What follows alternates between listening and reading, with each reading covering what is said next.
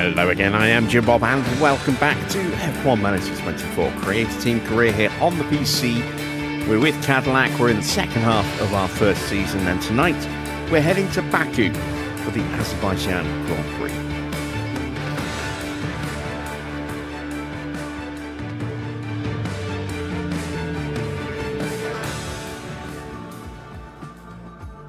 And it's sad to be leaving Italy, which has been very kind to us this season. Back-to-back races in Italy have netted us some points, some lovely, lovely points. And now we're heading to Baku, where we still might have a chance of a point, depending on how tyre wear goes for the AI here in Baku. The car is terrible, but there are long DRS zones. We've got our brand new rear wing fitted to both cars now. So hopefully that boost to our DRS performance will help. It's an extra 5% or so gain in performance in the DRS. Everything else is still really bad on the car. As you can see, we're 17th out of 21. Well, out of 22. So we have the 17th and 18th best cars. So there are two teams that have got a worse DRS than us. But we are absolutely rock bottom in terms of speed and also in downforce and dirty air tolerance and tyre wear. Slightly above the bottom with engine cooling. The car is still very much a work in progress. We are chipping away where we can. As you can see, we have two more parts that are working on at the moment. A new chassis that's now 2 weeks away from going into production, and just over 2 weeks until we get a Mark IV suspension to try and boost our tyre wear a little bit. We're also 3 weeks away from completing our big rear wing research project, and then we will be able to get that final big research project done at the next ATR allotment to do the suspension, I believe, and make sure that we have a really strong suspension next year. We do need to do lots of little bits on the chassis and lots of little bits where we can on the side pods as well. They're not getting any hours put into them for research this season.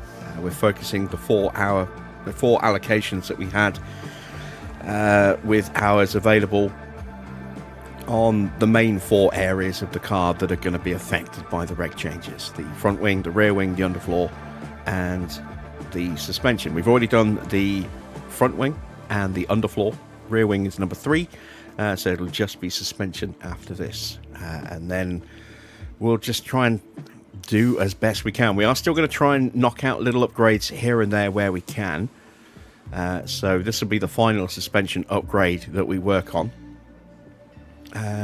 Probably going to be the last chassis upgrade, because again, we need to make sure that we are putting lots of small research projects on the chassis, so it's going to be pretty much tied up with research from 2 weeks on until the end of the season now, which means we won't be able to design a new one because we'll be too busy researching instead.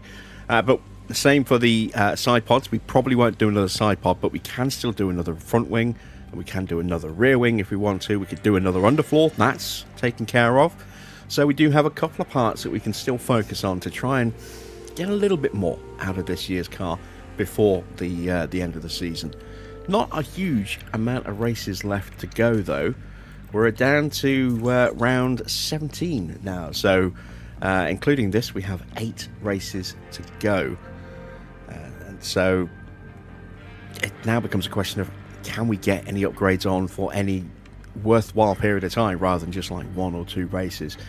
We've got a triple header coming up after Singapore, which will be COTA, then Mexico, then Brazil. Then we've got, I think, a 3-week gap, and then we've got another triple header to end the season, which will be Vegas, then Qatar, and then Abu Dhabi. So any parts that we're going to put on the car ideally need to be the absolute cutoff, really, of designing a project is going to be around the end of that first of those 2 triple headers, because that gives us time to build and then get them on the car for the final 3 Grand Prix. But I don't really want to get stuff on the car just for the last 3 Grand Prix If I can get them on the car a little bit before that, that would be preferable. Evening Farah, evening Dino, evening to everyone else lurking in the chat as well. Let's set some targets, shall we? Do I feel brave tonight after our success in Italy, or am I kidding myself into thinking that we might actually get a decent result on both in the top 18? I think I'm going to gamble. I'm going to go top 18 with both and keep my fingers crossed and see how we do.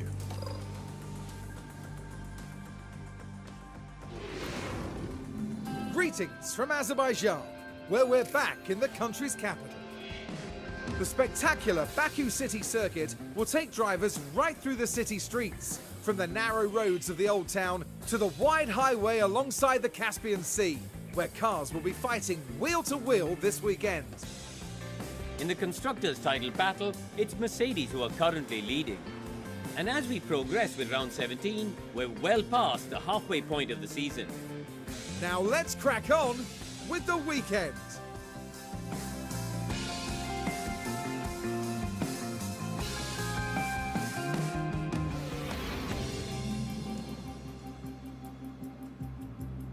Alright, where's my mouse? There it is. So, I might put the rookies in the car tonight. Yeah, let's give them a run out. Not going to have many more opportunities, I don't think.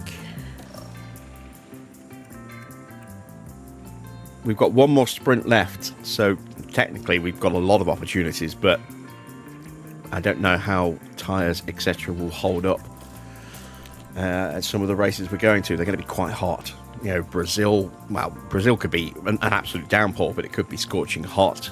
Mexico could be pretty hot. Kota could be pretty hot.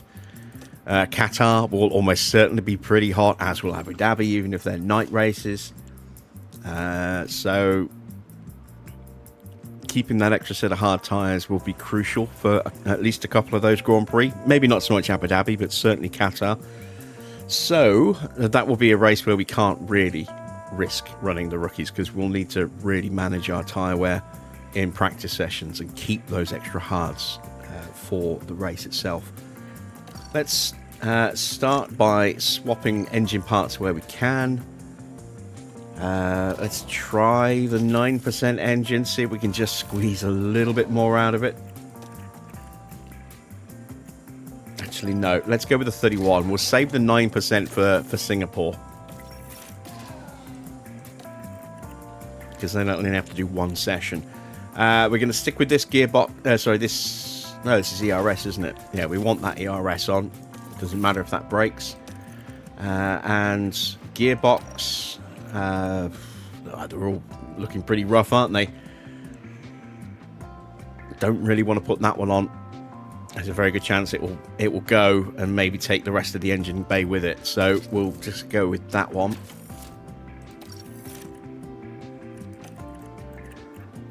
Baku is normally 15 laps if you want to do 2 runs. So we are going to put just 15 laps of fuel in.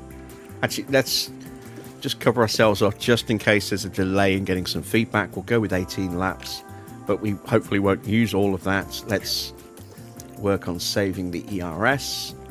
I'm very curious as to how the soft tyres will hold up on a 15-lap run. Normally, this circuit isn't too bad on tyre wear, but who knows? We're going to go with the majorly damaged ERS on that car. We're going to go with, well, not the 2% engine. We're going to go with the 48%. I might risk running the 2% engine at Singapore. I'm not sure yet. That might just be asking for a retirement. And then for gearbox, oh god, it's not good at all.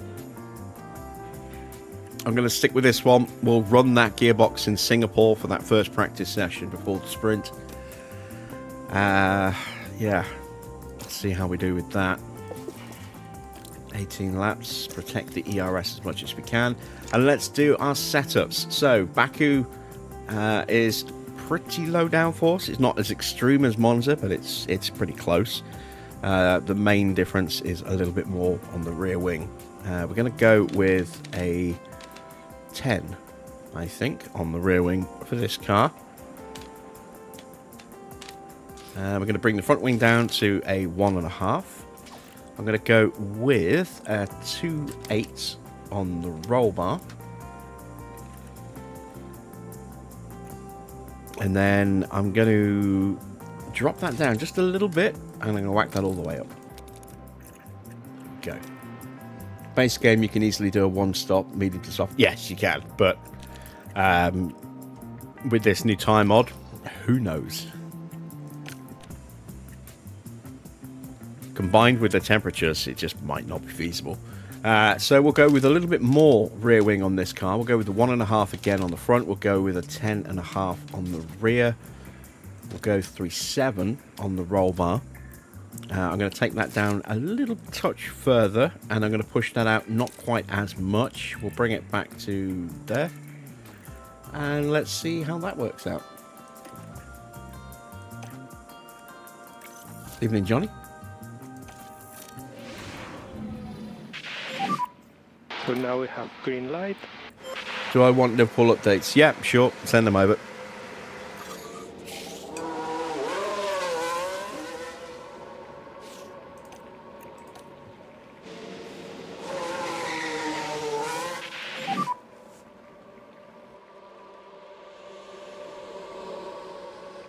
Copy, loud and clear. Radio check. Copy, radio check. Good for me too. Get the tyres ready. Copy.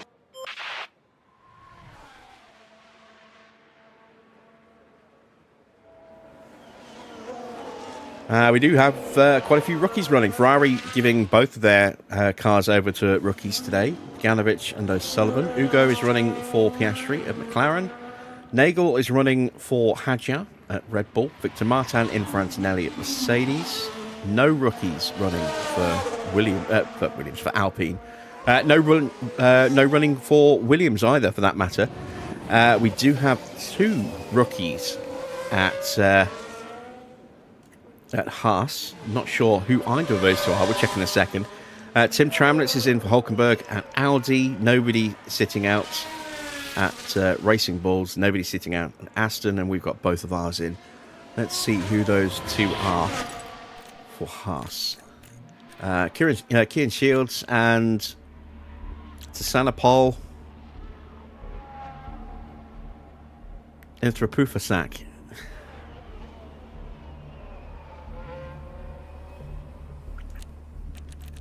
I don't know if I pronounced that right, but I'm going to guess that it was pretty close. And we'll speed them up.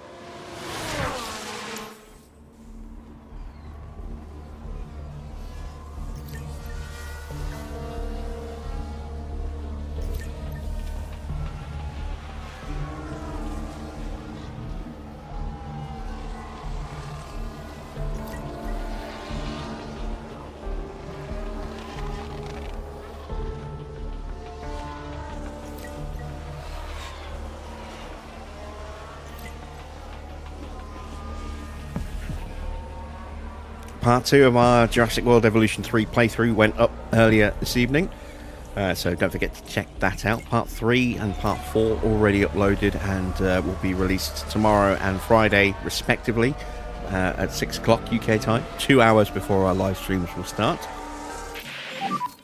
And I'm probably going to stream a little bit of Jurassic World over the weekend in sandbox mode, just so I can have an explore some of the customization options in that.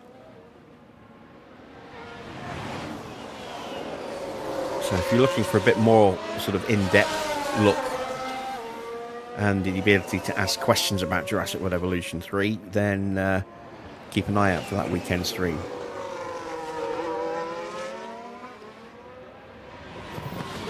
We have some feedback from Sargent. He was only great, not optimal. So let's see where he's at. 83. It's not bad. I'm going to call him in early. Again, try and save some running on the car.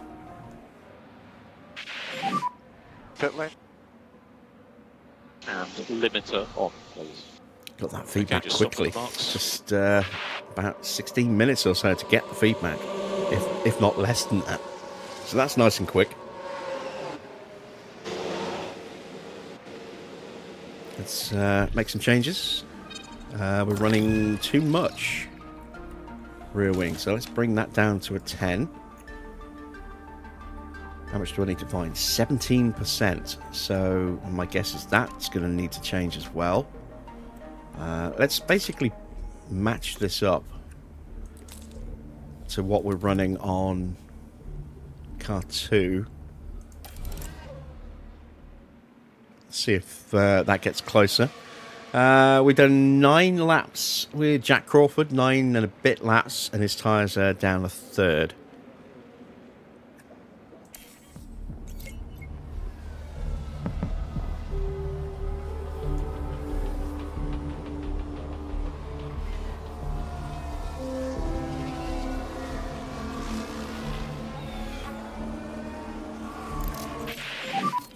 Update when you can. All right, feedback from Jack, and he's at 83 as well. Have we got the setups right, but on the wrong cars? Then copy, understood. That could well be. I didn't even need to change Jack's tyres out. I'm going to have to here, I think. They won't do another 18 laps, but what are they at? They're at 58%. I'm going to have to hand back a second set anyway, so let's put them on. And then we'll actually run 22 laps of fuel this time and see how long those tyres will last. See if softs are actually going to be viable in this Grand Prix. Let's take a look at setup here. Yeah, look at this. Look, see? I think we got the setup right, but on the wrong car. So let's make those changes and see how we get on here.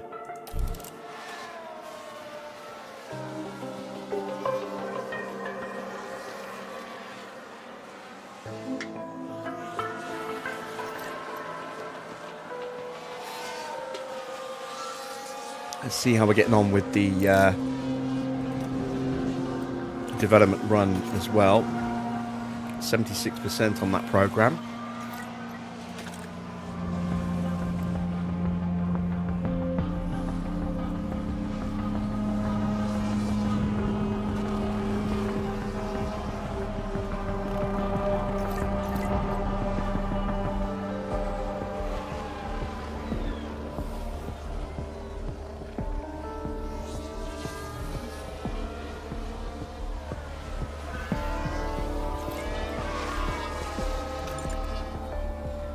So Jack has now done 17, 18 laps, and his tyres are down to 35%. That's actually pretty good.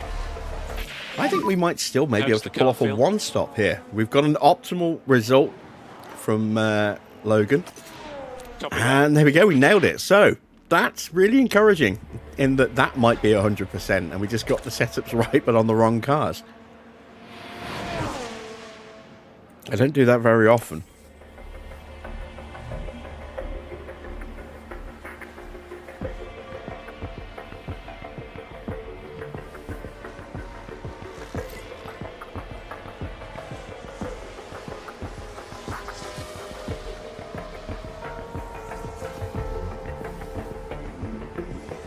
We're not having trouble keeping them in the temperature window either, so that is also quite encouraging. Development run should be done by now. It is. These tyres are almost ready to call it quits. What about tyres? There we go. Let's call them in. Copy.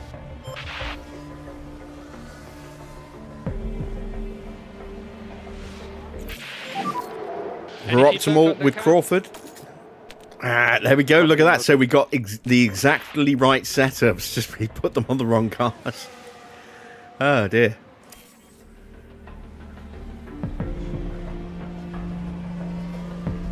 I wouldn't have done that switch if they hadn't both been the exact same percentages around.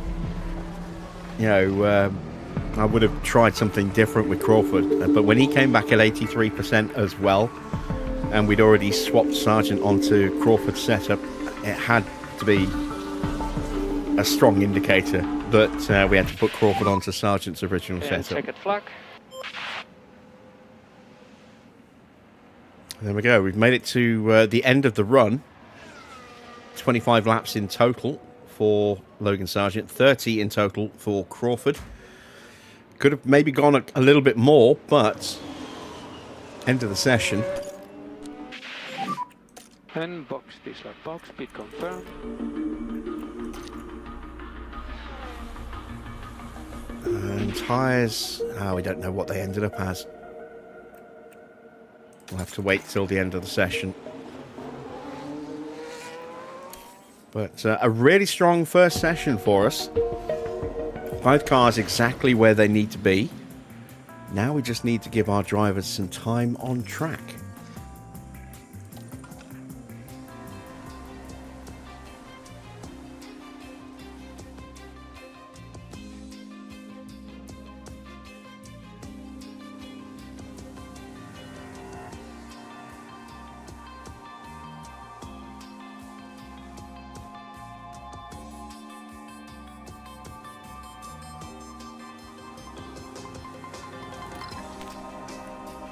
All right, let's have a little look, shall we? Hard tyres. Let's go with 35 laps.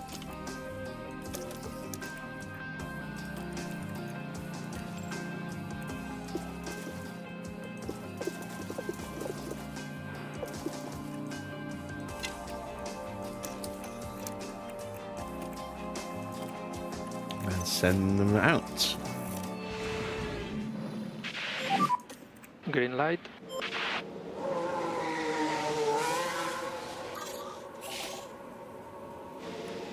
And this is going to be a nice straightforward practice session, I hope.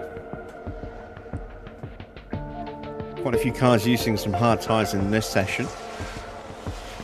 Actually, no, they're just defaulting, I think, on the hards. They haven't come out yet. Right, Leclerc's running some hards. And try to work on your Ocon's front running some tires. mediums. They're still the same.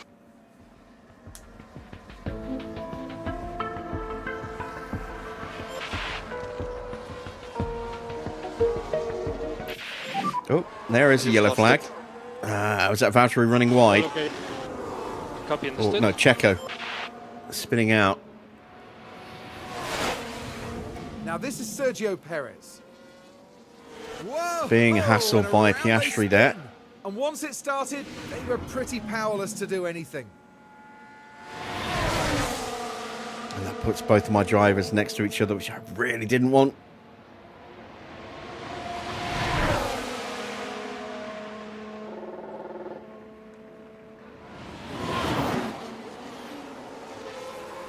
That's certainly one way to heat up your tyres, Checo.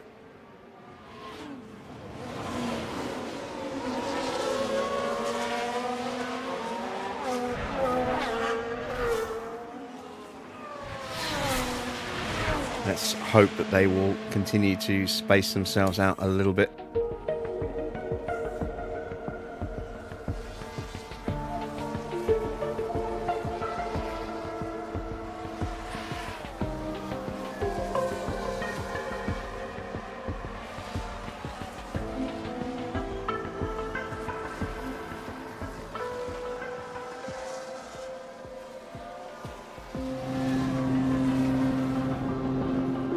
So yeah, Leclerc and Behrman, Tsunoda and Russell have gone out on some hard tyres, so they will not have two sets for the race, but I don't think we're going to need the hard tyres this weekend. I think as long as we're careful with tyre temps, there's a very good reason. There's a very good reason. There's a very good chance that we could do a one-stop medium to soft. Problem with Alonso, it's just a temporary issue at the moment. If I tell both drivers not to fight each other, they should behave themselves. Yeah, I mean, they've got a pace differential. The only reason they ended up so close to each other was because of that spin for Perez. Bottas's engine is, or his practice engine selection is worse than that of Checo's. So that's why he's about half a second slower on average.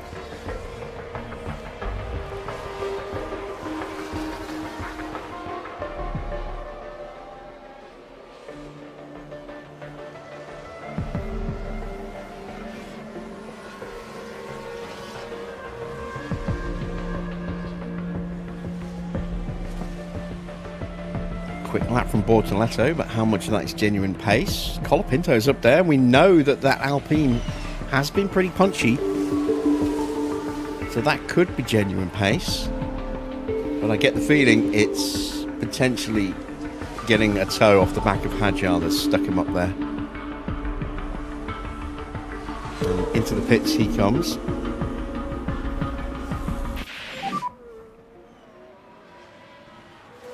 We know that ERS is messed up. That's fine.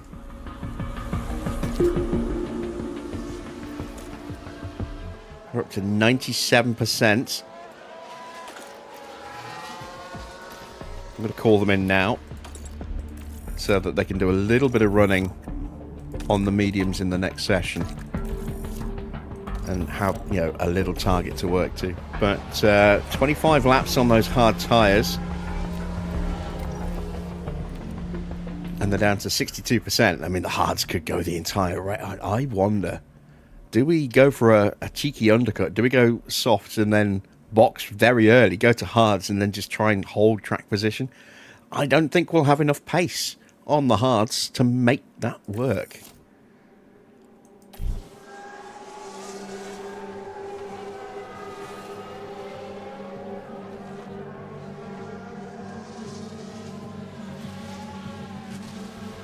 But if we get an early safety car, well, we'll be slapping those hard tyres on.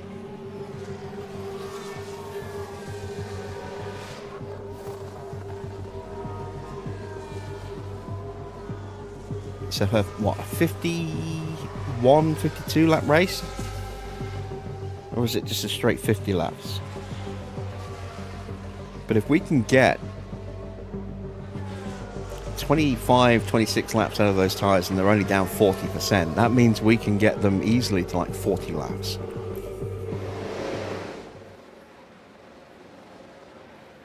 Which means we'd only need to do 10 or 12-ish on the softs.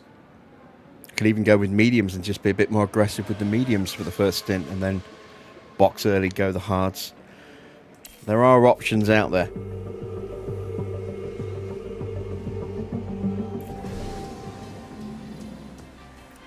And we have some penalties. Max, Behrman, Antonelli. Antonelli's is a 3-place position in qualifying for the 5 seconds he did not serve at Imola. The other two, I'm guessing, are going to be part penalties.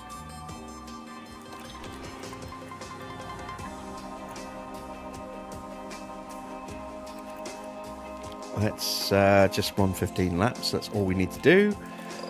We will, as always, put the ERS into harvest so it doesn't wear out as quickly.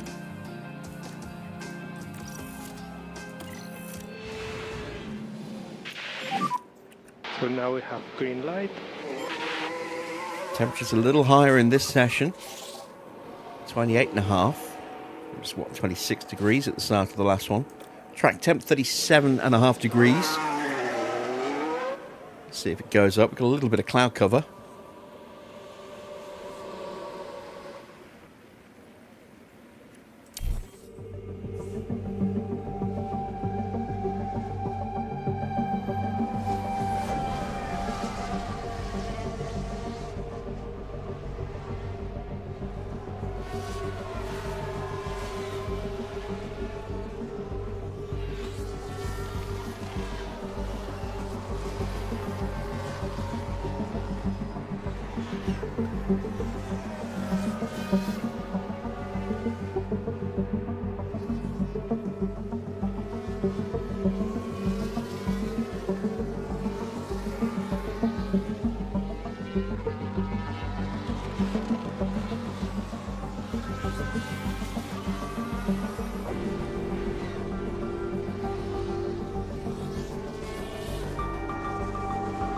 halfway through the stint. Tyres are very much overheating.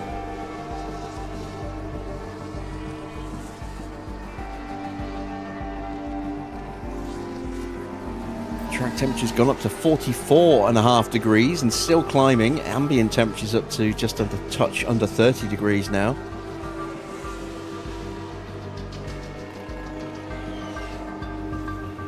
Now that the sun's out. So mediums could struggle. If mediums are struggling, softs may very much struggle.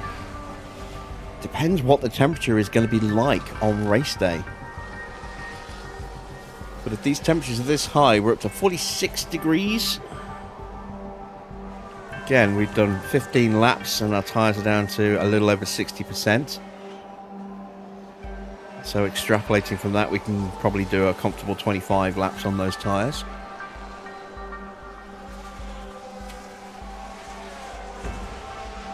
Our soft tyres might melt in qualifying here if it doesn't cool down.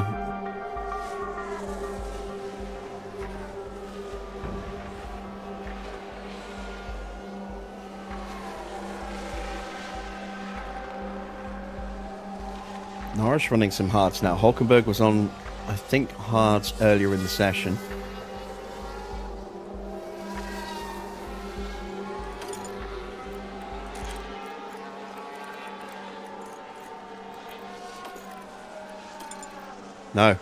No, he didn't. Okay.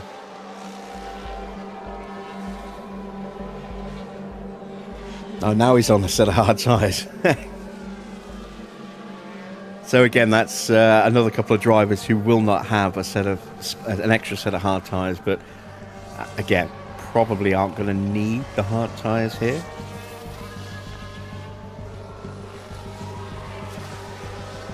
I really don't know what to do strategy-wise. I know the AI is likely to push, which means their tyres are going to wear out pretty quickly.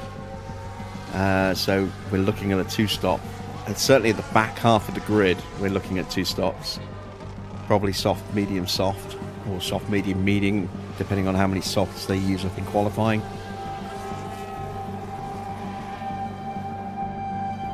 I expect the front runners will do a one-stop. I wonder if we can make that one-stop work as well.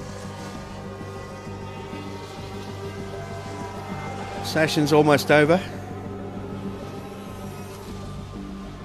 There we go. There is the checkered flag. Very uneventful practice session for us this weekend. That's good. That's the way I like them. Has anyone else picked up penalties? No, still just those three. So let's get ourselves prepped and ready for qualifying.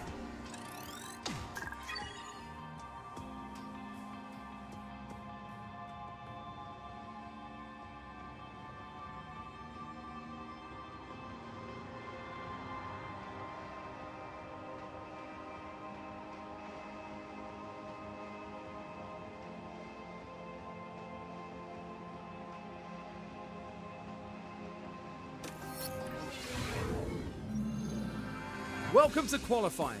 Let's find out if all that practice will pay off for the drivers.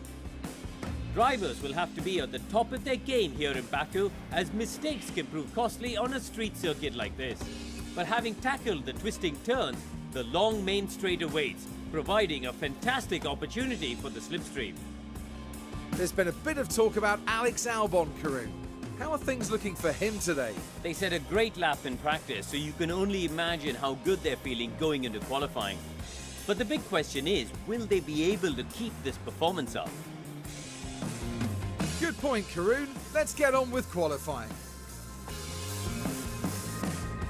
Science taking a sneaky look at Albon's car there. Right. What's the temperature? 27 degrees. Oh, it is going to be hot. Okay. Let's get the good bits into the car. This engine's now really going to start to struggle on power compared to brand new engines. I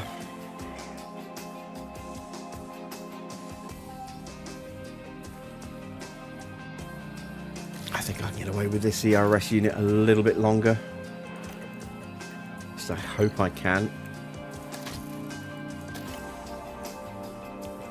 do I take the penalty? I'm going to have to take a penalty at some point in the future for a new gearbox and a new engine for Valtteri. This is whether I try and delay the ERS switch over until then. I'm going to go this race and with the old one and see if we can get through it without any issues. Fingers crossed. I reserve the right to change my mind after qualifying, depending on how well we do. 89% engine and 91% ERS. And we'll leave the 63 gearbox in there. And let's get ready to qualify. We'll let a couple of cars go out first. Rubber the track in for us. Track temp's not too bad at 36 degrees. Should probably go out now then, before it gets any higher. It's going to get cloudy, but then it will just be cooling down as the temperature climbs. Yeah, let's go now. Before the temperatures do go up.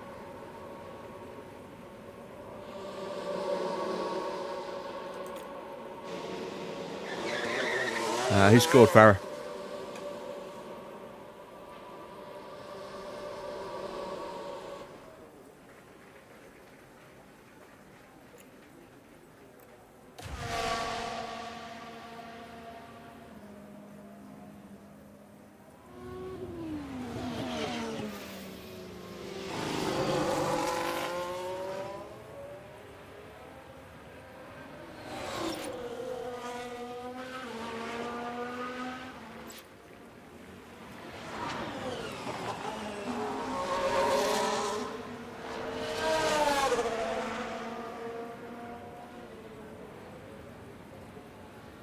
TK has been a really good signing for us this season. He's the only one that seems to be really working out at the moment.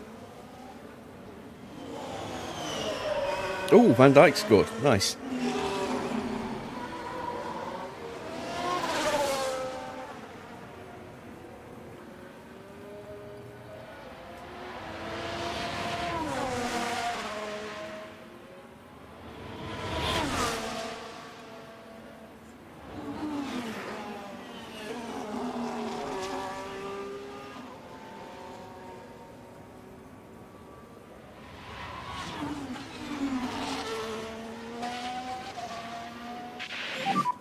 So, starting to wind up now for the final lap.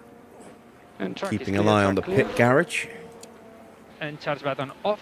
Charge button off for last corner. Ah, great. Here comes Ollie Behrman. Gap is good. Mode push, good to go. And an Aston as well, Yuki Tsunoda. Great. I think we got out in front of Tsunoda. Yes, we did. And hopefully Behrman will pull over before we hit turn 3.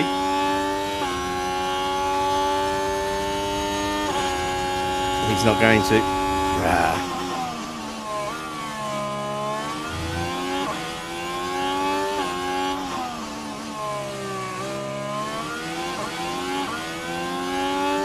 Let's see.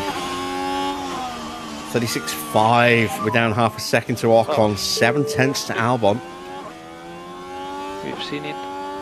Valtteri complaining about traffic. But he's 3 tenths up on Perez.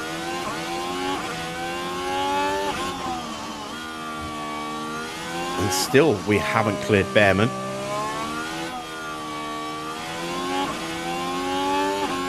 Right, now he pulls over.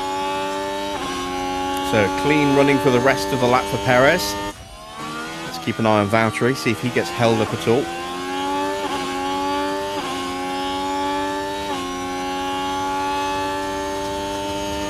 .41.7, again down 3 tenths on Ocon.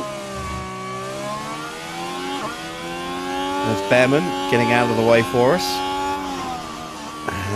3 tenths up is Valtteri again, so he's already half a second up. He could finish this this lap a good 8 tenths quicker here. Albon's gone top with a 142.3, 7/10 quicker than the Ocon, 1.3 seconds quicker than Perez. Hamilton is slower than Ocon. Copy. He's slower than Valtteri, but he may possibly have been held up with Behrman. Copy. And I wonder what temperature my tyres are at now. Let's have a look. Are they screaming? Yes, they are, but not too bad. They'll be down to about 80-ish. What, 88, 87% when he gets back to the garage, maybe 85. Track temperature's starting to just climb a little bit, up to 36.5 degrees now.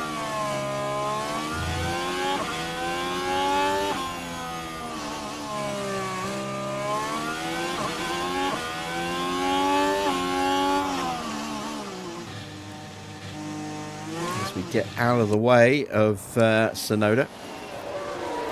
Antonelli goes through, and so does Bortoletto.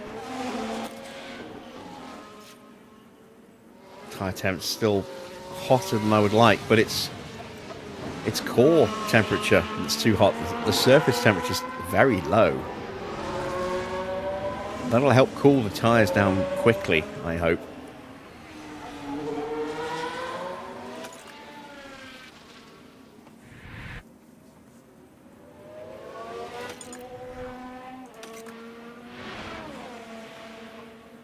Alright, Behrman making a push for the line.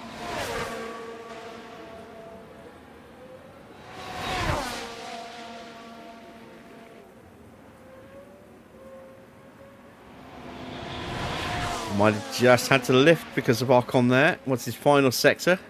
25.5. Here comes Tsunoda.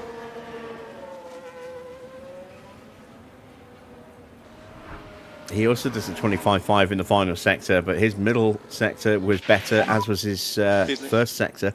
Bortoletto up into 6th place. Not a good lap for Kimi Antonelli. He is by far the slowest so far. Piastri just goes purple in the first sector. Limiter on, please. Please stop on the marks. And he's right behind his teammate. Is that Norris? Verstappen behind. It is. Max now fastest in the first sector. He could get an almighty slipstream across the line here. It's Leclerc from Piastri from Norris. No, it's Leclerc from Norris from Piastri from Verstappen. That's the order of those four on track. They're all pretty close to each other.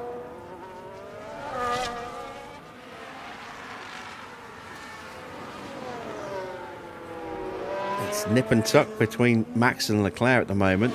McLaren's just struggling a little bit in the middle sector.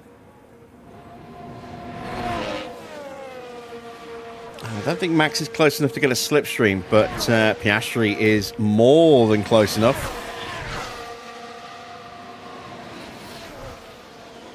And yeah, there you see, he gained 4/10 on Leclerc just in the final sector. That's good enough to put him top. If you can hold on and get that slipstream, you can get a mighty tow. I think I might have to try that. Tyres down to 89%. Track temperature's climbed quite rapidly now. It's 39.5 degrees.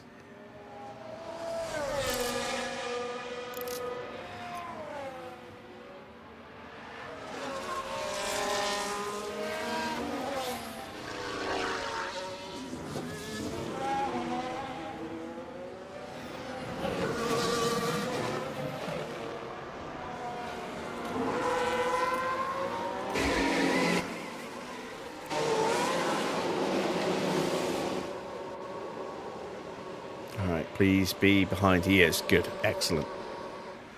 They may get broken up with cars coming through, but I'm hoping that nobody's going to be pushing on this lap. Coming past you now.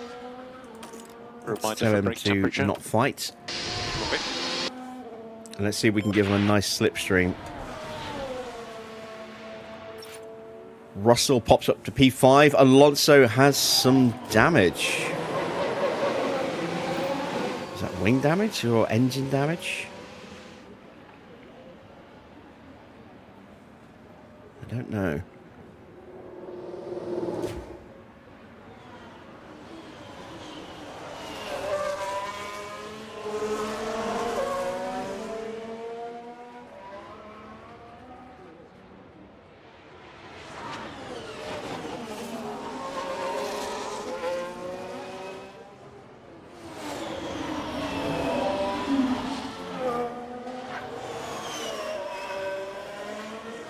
Oh, Canate, happy days. I'd like to think we'll not concede many more goals, but our performance hasn't been great in recent games.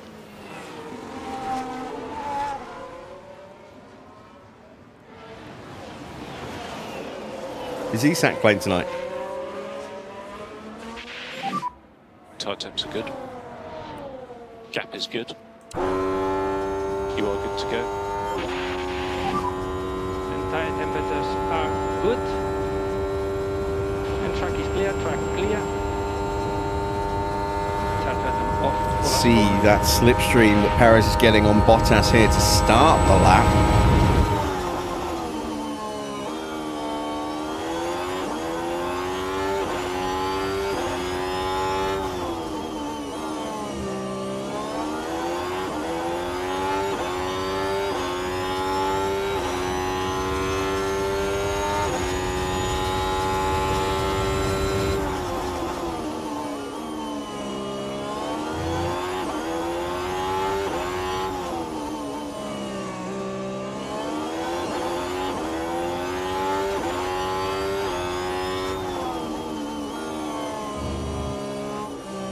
Neither drive improving in the first sector.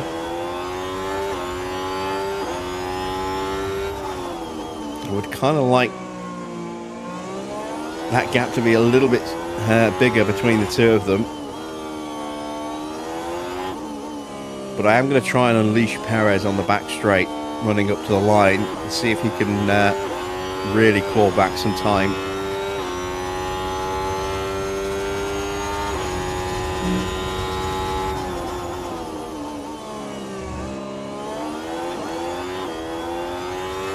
We've got an Audi in the way.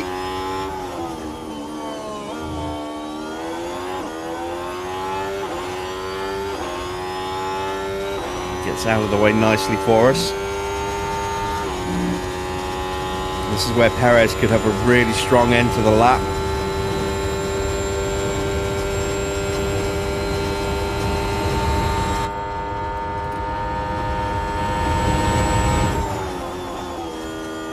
Gets an improvement in the final sector, but it was too slow everywhere else. Given the dirty air, I just don't think trying to run both cars nose to tail is really going to be all that effective for us. We'll have time for one more lap. Let's see what the tyre temps are like as well, but they're melting because of all that overheating. Yeah. Compare those to Valtteri's tyres. Wear rate's about the same, but the temperatures are definitely lower on Valtteri's car.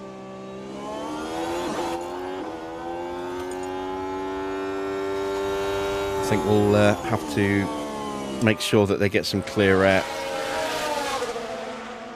and just hope that the car's quick enough.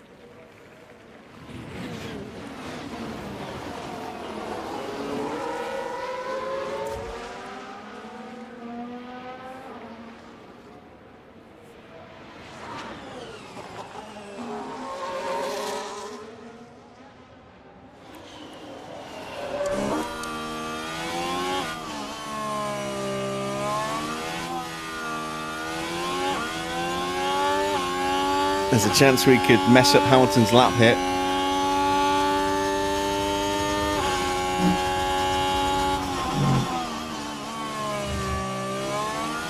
Keep an eye on Antonelli on his run as well, because he is a long way adrift at the moment. Hamilton is purple in the middle sector. And we stay out of the way.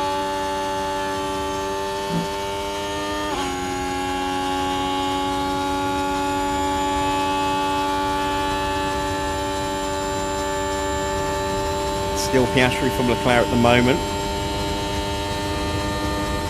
I think anyone from Hulkenberg on down is definitely at risk. Hamilton up to second place. So limiter should be on now. Stop on the marks, go to P1 please.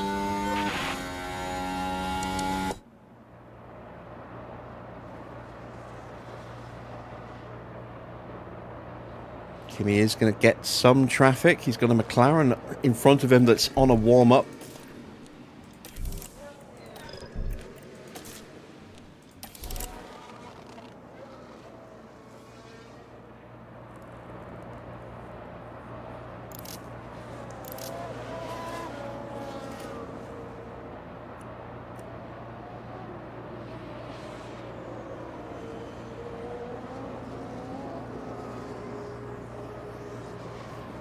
Decent first sector for Kimi.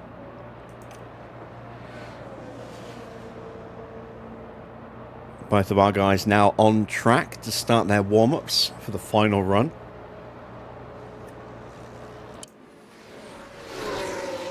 Middle split coming up for Kimi.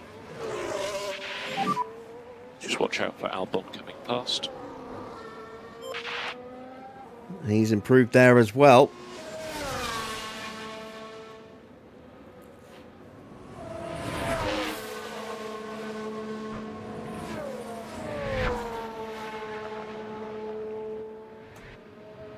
I wonder if Kimi's out of contract at the end of this season.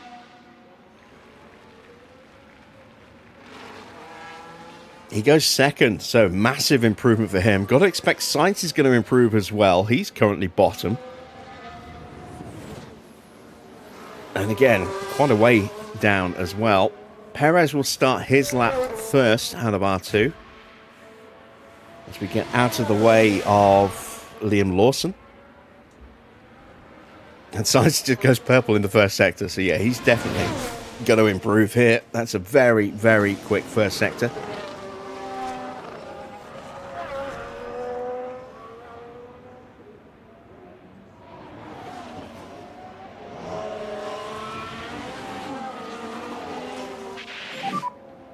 Track is clear. Track is clear. Ah, damn it. We get pulled over just as we were starting our flying lap. Hopefully we'll still hit top speed by the time we get to the line. Tyre temps look good. Let's see what he does across the line speed-wise. Okay, good to go. About 2.9, 2.10.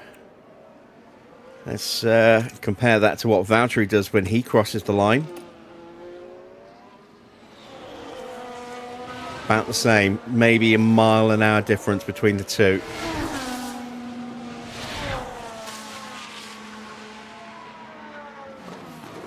Oh, you are running the real economy mod on ATS now, are you? It does make a huge difference. You know, makes the game much more has much more endurance with it, rather than, you know, you run half a dozen jobs, you buy a top of the range truck, and then a few jobs later and you've got, you know, 2 or 3 people working for you as well.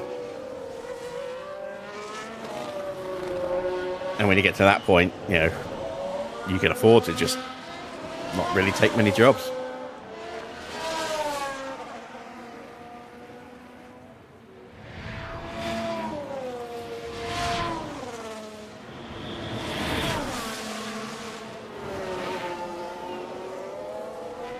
Both drivers up in the first sector. It's not been a bad lap for Perez, actually. Has gained a little bit of a slipstream off the back of Hadjar in places. He will have been affected by dirty air at times as well. Valtteri coming up to the end of the lap. Did not have the best middle sector.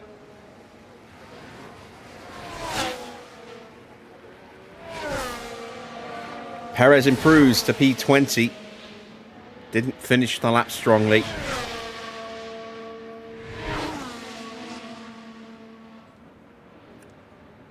And Bottas doesn't improve, so we are out of qualifying in round 1 once again. Who saw that coming? I didn't see Alonso being the slowest car, though. That's a surprise. Behrman pops up into 10th place. That puts Lindblad and Norris at risk.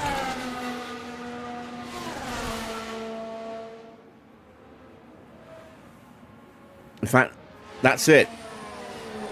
Everyone has either finished their flying lap or is on an in lap or has crossed the line and end of session. So Ocon is out, along with both Audis of Bortoleto, then Hulkenberg, both Cadillacs of Bottas, then Perez, and surprisingly, at the back of the grid, Fernando Alonso.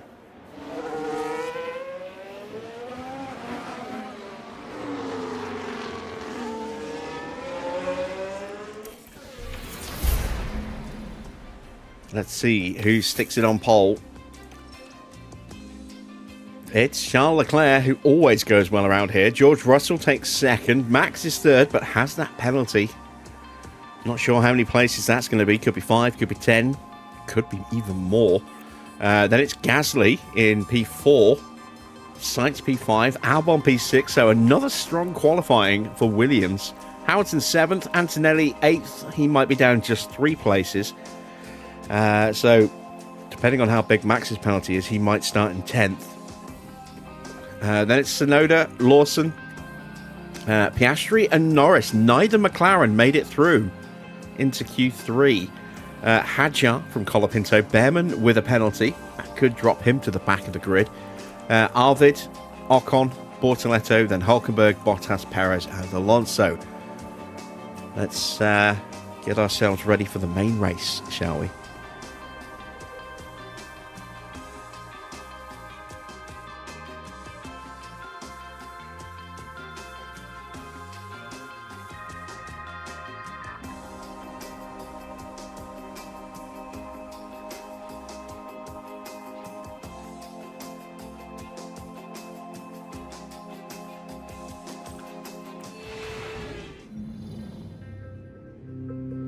Well, it's great to have you with us, folks, as we settle in for the weekend's Grand Prix action.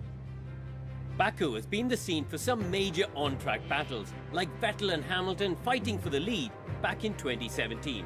Will we see more drama this year, I wonder? Drivers will be battling it out on the streets of the Baku city circuit, a real contradiction of a track. From the long main straight, where the less drag the better, to the tight turns where downforce is a necessity. Teams are going to have to work hard to get that balance right. The time has come to fight it out. It's race day.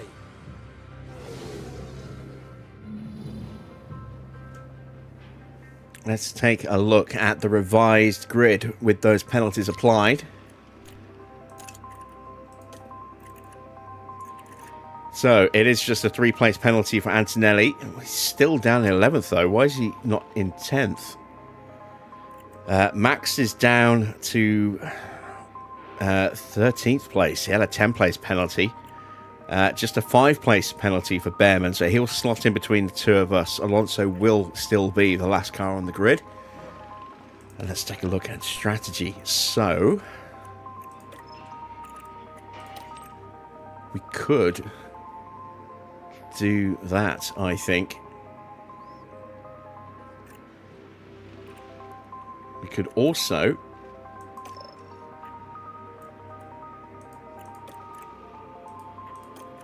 maybe do this. It depends how long we can make those softs last. It will be tougher. It'll be a lot tighter. And it will probably require a little bit of pace management at times.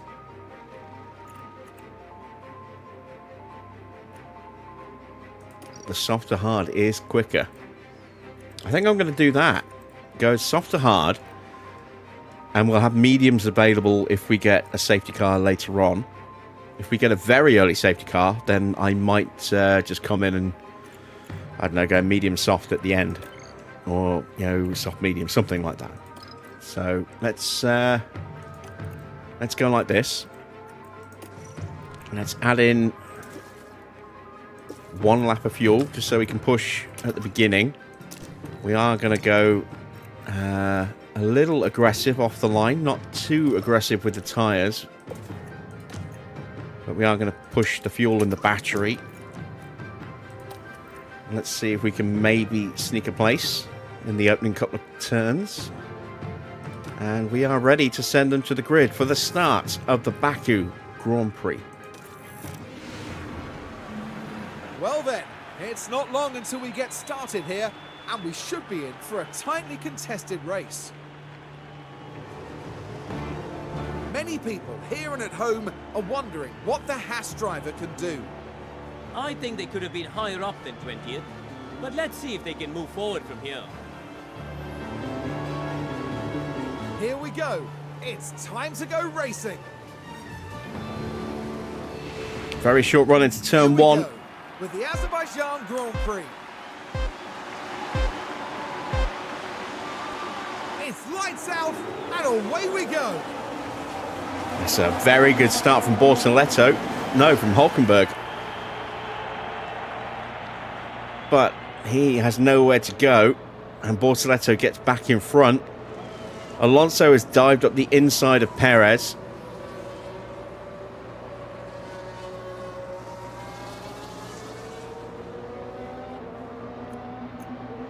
Battery closing in on the back of Behrman. Perez gets back in front.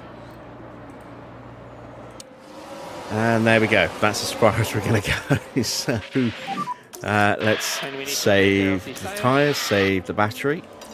Copy. Charge on. Norris, Copy. Bortoletto on mediums. Everybody else on softs.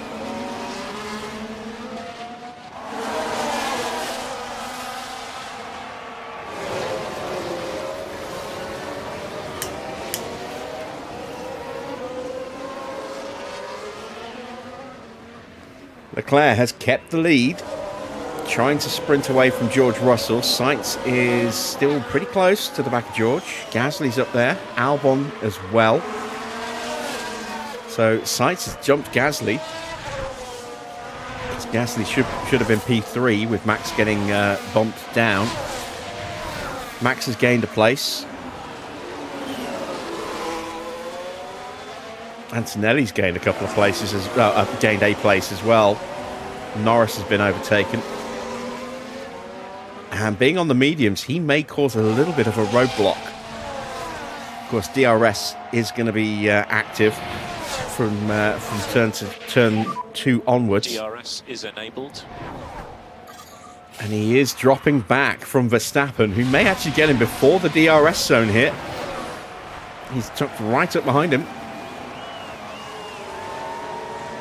That's a big old gap to slot into if he can get a nice run out of here.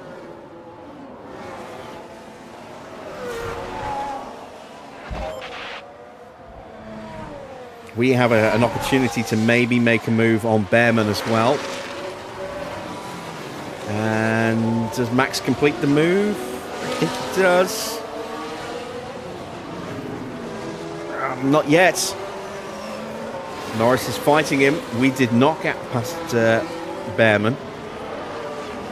And still these two are side by side. And Max does finally get ahead. Tyre temps are climbing. Just cool down the tyres as much as you can. Copy. And try to cool down the tires as much as possible. I may yet go back to a soft to medium.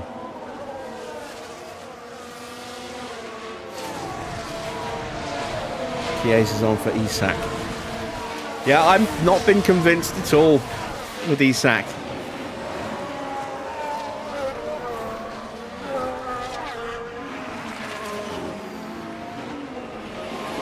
I'm wondering if we have wasted a huge amount of money. Mode push. I'm sure he'll come good at some point. It's just how long it's going to take him to come good.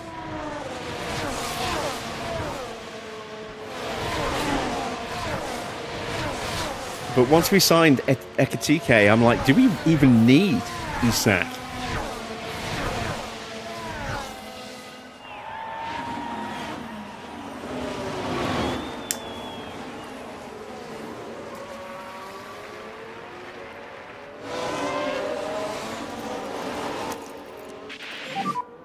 And you can use all the boost bar.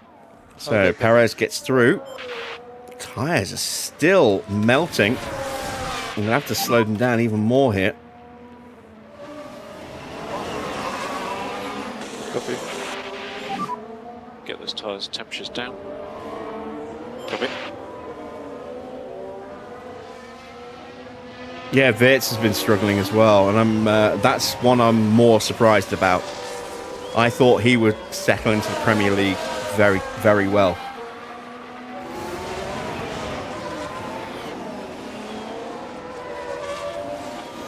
Maybe he just hasn't got the same... I mean, he definitely doesn't have the same level of freedom of movement as far as his position goes that he enjoyed in Germany,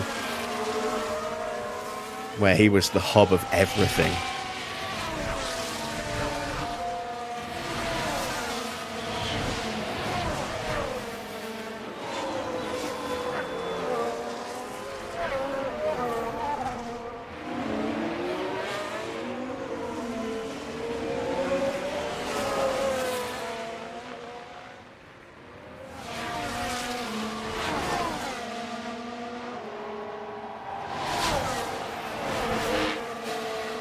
So, towards the end of lap 3, Leclerc, Russell and Sainz are trying to break away. Tsunoda gets past Albon. That's been coming for a couple of laps. Albon fighting back. Hamilton and Piastri swapping places briefly. Hadjar and Norris swapping places. Did Perez get DRS? Yes, he did, just.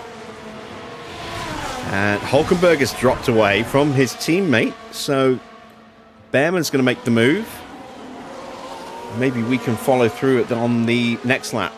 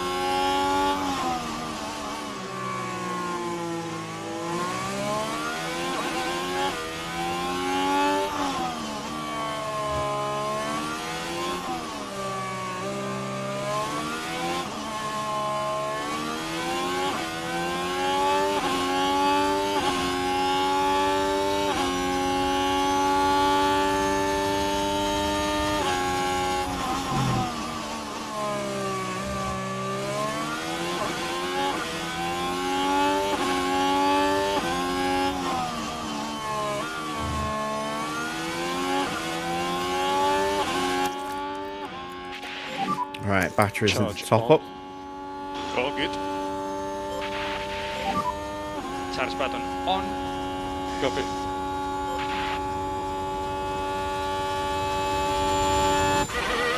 Right, Sainz is having a go. Oh, we've got a yellow flag. Antonelli is in the wall at turn 1. Single yellow. Copy. And we've had a crash on track. Let's take a closer look. Heading down the straight. And Oh, you can see that front left just locked and then just lazily drove into the barrier. Not the smartest move for Kimi Antonelli. That's going to drop him to the back of the grid. He's going to have some substantial wing damage to his car.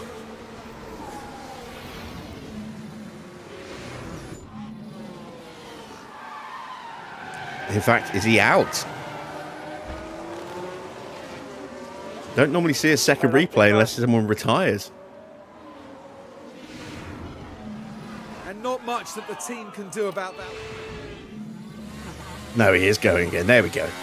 He is back up and running. A couple of seconds, 3 seconds behind Alonso. He would have hurt his tyres with the lockup. He's certainly damaged his car. Actually, that front wing damage doesn't look as bad as I thought it would be.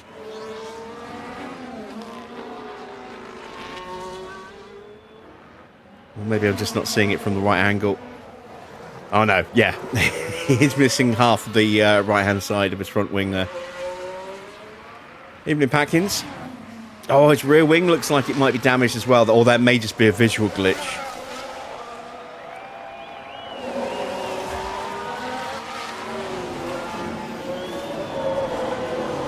Behrman's closed up to Bortoletto, who's now dropped away from Lindblad. Our engine temps are going up, so let's ease down on Back those. to doing lift and coast now. Copy. And increase lift and coast. Ooh, Charge button on. Perez having a sneaky look at Hulkenberg there. Charge on. Copy.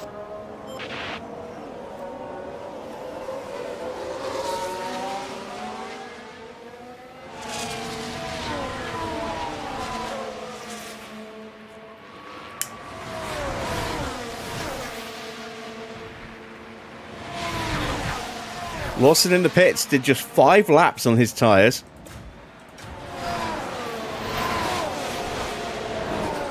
Getting off those softs immediately. Looks like there's a set of hards waiting for him. Yes, it is. That's a good stop as well.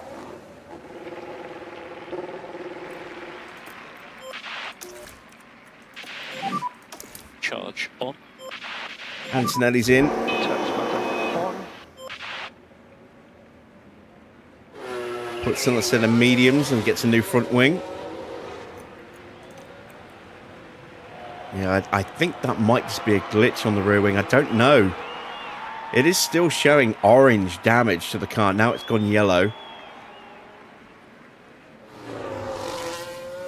Let's see if his rear wing opens up. Well, he's not close enough to anyone to get DRS, is he? We can put the tyres back up. We're okay to push a bit harder if you can. So we've managed to get both cars past Hulkenberg Pushing status. while harvesting and saving tyres. We should theoretically start to close up quickly on Behrman again now. It's Lindblad who looks like he's struggling now. Under a lot of pressure from Bortoletto. And we are already straight into DRS range. Perez is dropping. Gasly and Tsunoda and Verstappen are all in.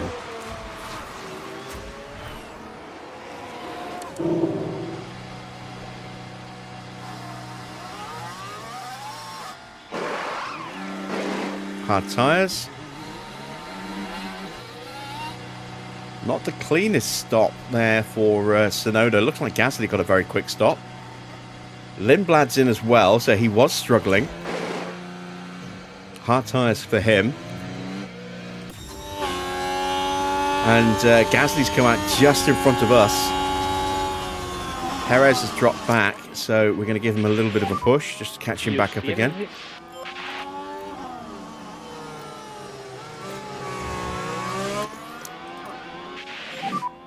Charge on.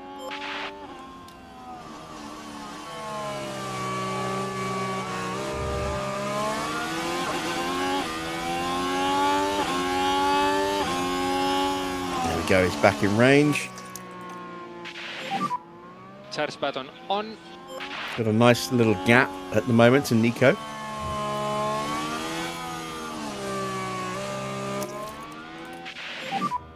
Charge on.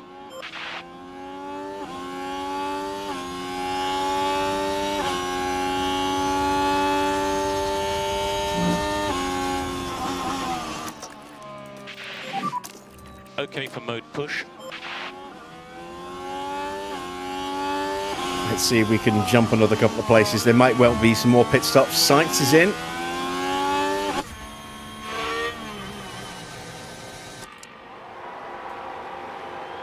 And so's Hamilton and Albon. Oh, both Williams drivers stopping at the same time. Another... Oh, is that soft tyres or hard tyre? I think it might have been hard tyres. I'm not sure for Sainz. No, that's another set of softs for Sainz. Hadjar goes mediums. Hamilton has gone mediums. Wow, everyone's diving into the pits, look.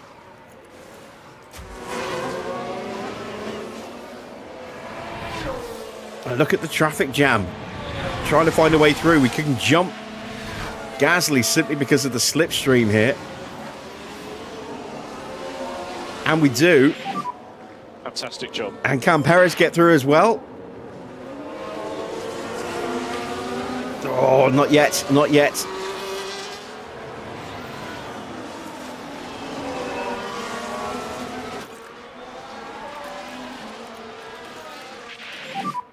You've got the pace. We have got the pace. Gasly's able to hold his position. Yeah, copy. Evening aid.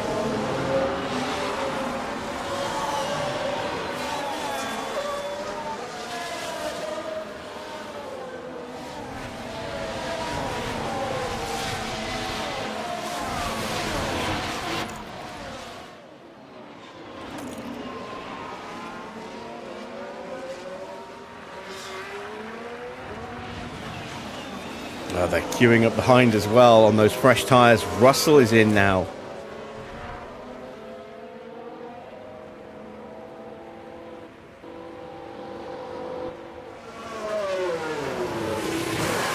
Medium tyres for George. It's 3 wide down the back straight. And Bortoletto and Behrman both dive into the pits. So Valtteri is unleashed a little bit.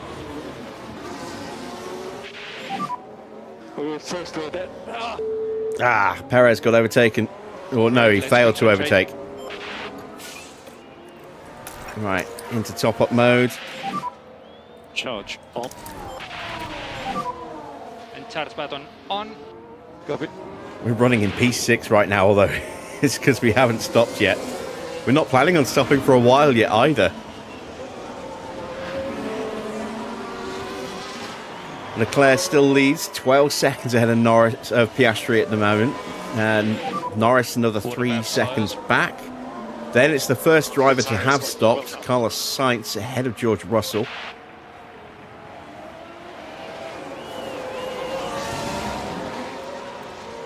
And the question of how long we can stay ahead is an interesting one, but I think a pretty obvious one that it won't be for very long.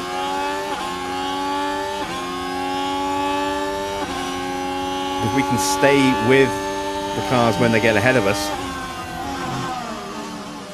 Ooh. Gasly, that was a risk. And Leclerc's in. Charles Leclerc boxes from the lead.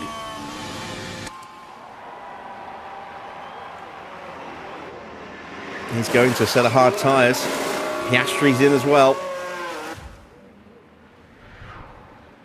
Norris should go through, and does. As does Sainz. And he's going to come out behind us. Gasly finally gets through. That'll give us DRS. Hadjar sets the new fastest lap, 1:47.0. Do your best. Cut behind Perez.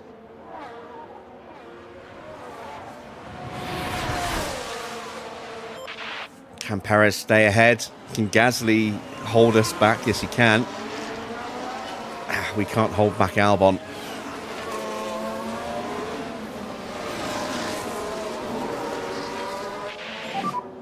Race is long. Behind you is Hamilton.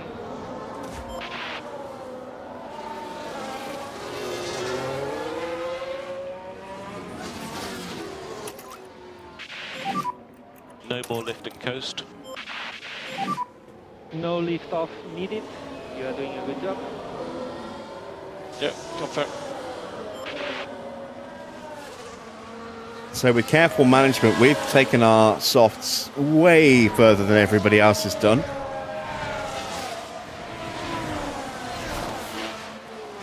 Norris, the only other car that hasn't stopped yet, and he's on mediums.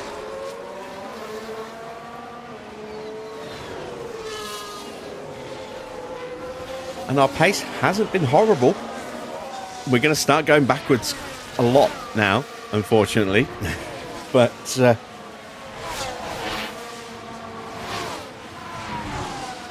oh, there we go. Norris is in. So he only went the extra lap.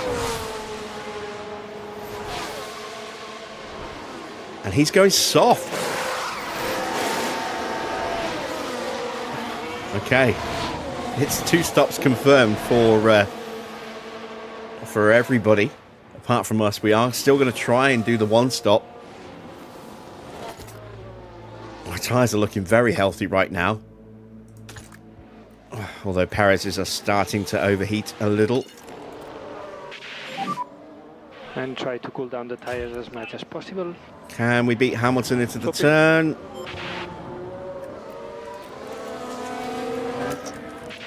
Just push a little harder. Energy available. Copy. No, he gets through. But we do keep Verstappen behind. Continue. Keep. Right then, we can take a look now. Now we're just proceeding through turn 4. You see And Max they just squeeze by. charge up very quickly here, trying to sniff an opportunity for himself. Gets really close, And Lewis says, thank you very much. and we just shut the door in time. Look at him queuing up behind us. We're still ahead of Albon as well.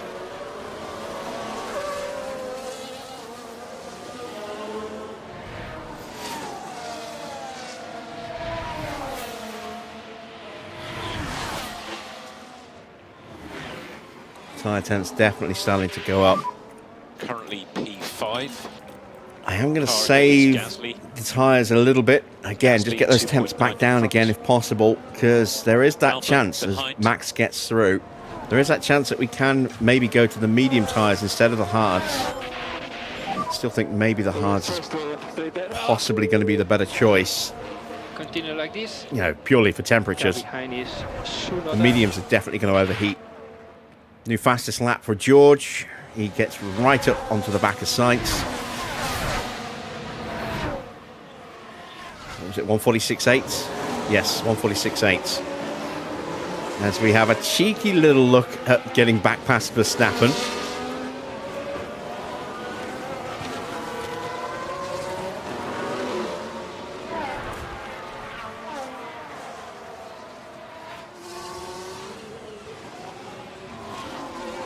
Oh, is this the time for Albon to get through? I think it is. And he is through. No worries, mate. Hamilton right behind you. He's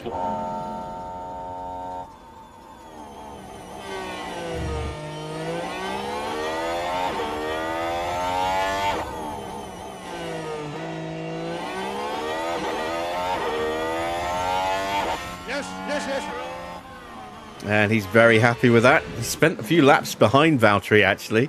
Longer than I thought he would. No wonder he's excited. Hamilton is the next car to sneak up on us.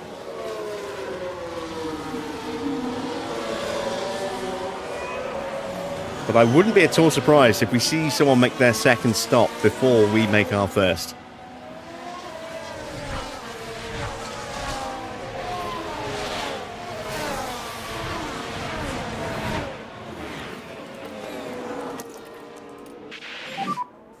mode push.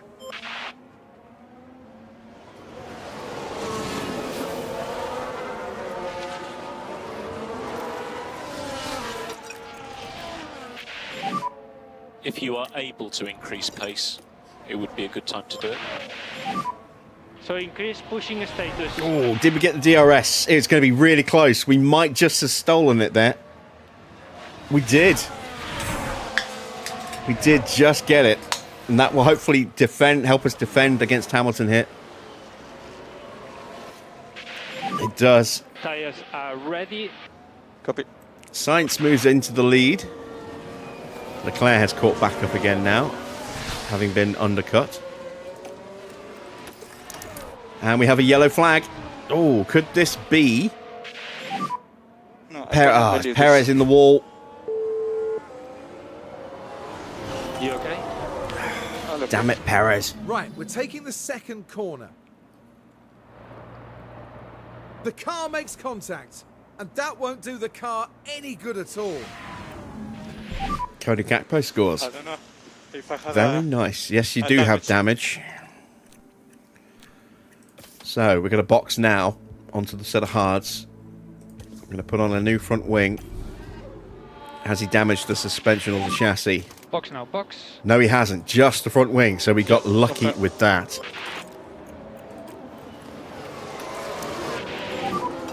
Charge button on.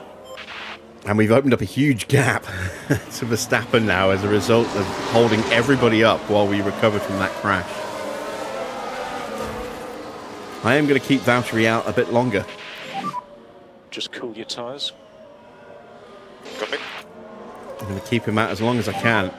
Cool your tyres. Copy.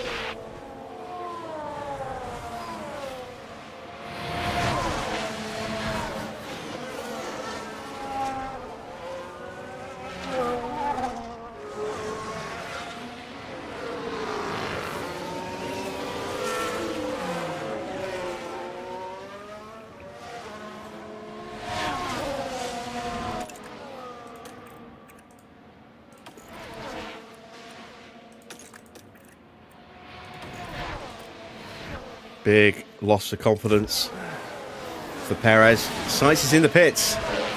There we go. That's Sainz's second stop. He goes onto a set of hard tyres, and they should now go to the end. P3.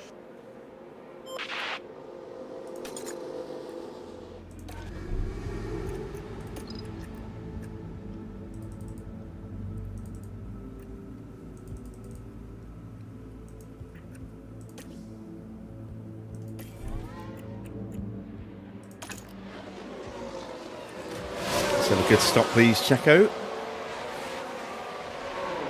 Colapinto coming in for his second stop.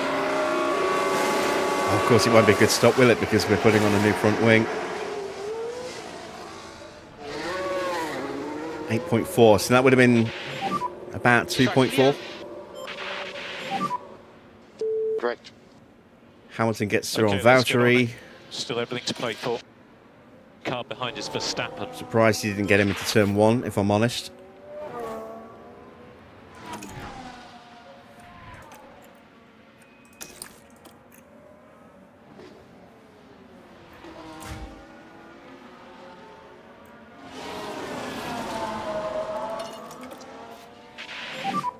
You could save less. And charge button on. Charge button on.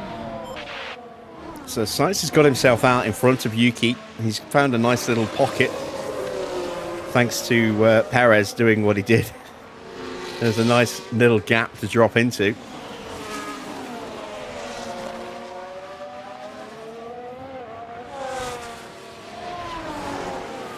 Even with his pit stop, he was still 4 seconds quicker than Tsunoda and Piastri and co, because they were stuck stationary for a few seconds. Gasly's in for his second stop.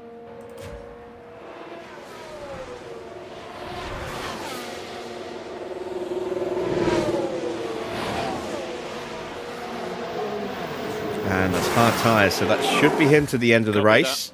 We'll get some DRS here off of Max. And there's a flurry of pit stops there, look.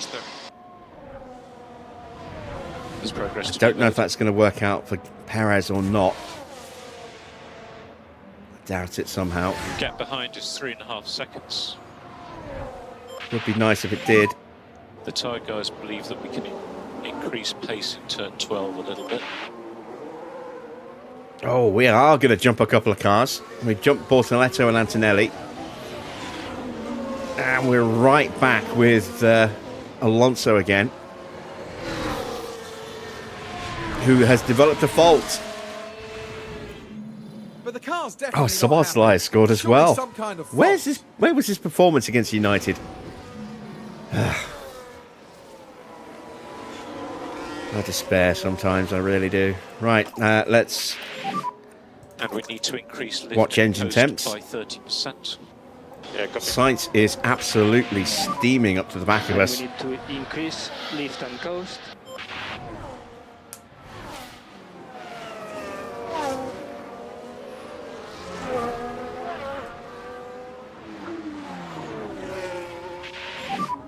What about tyres? whatever that fault was for Alonso, Starting to struggle it's with pretty serious.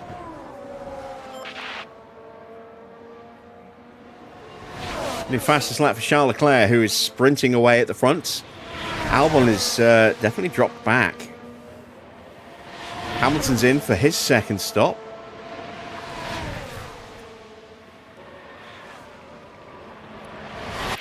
Sainz gets a purple lap as he's mid-overtake on us. We're going to ignore that.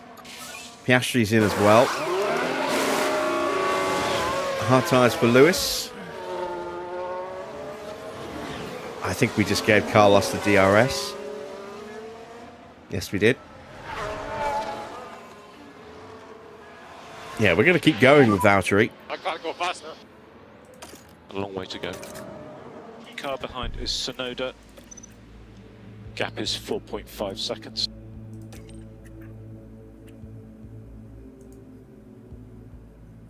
So if we go to lap 22,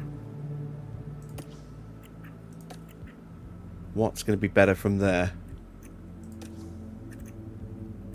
Hard tyres. Okay, in that case,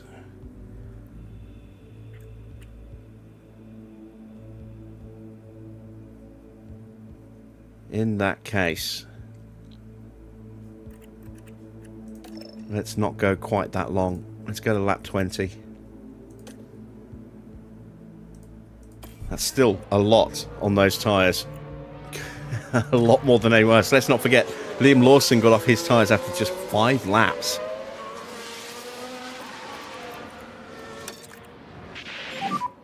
Pick the pace back up. Actually, I don't need to pick the pace back up. We can just stay like that. Just concentrate on getting your tyre temps down. I wasn't sure exactly when it was out. I saw the headline of a review, I think from Eurogame, was saying it was a much better game than the first one.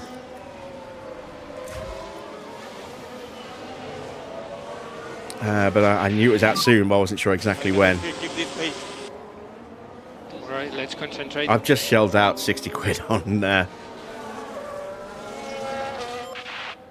Jurassic World, so I'll probably have to wait a couple of months before I can pick up a copy of that.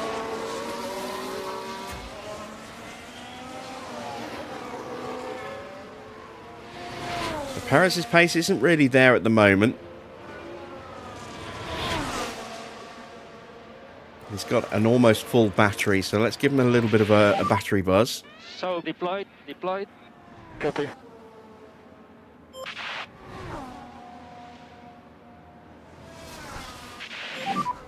Yep. This is my worry, is that the hards just aren't going to have the pace.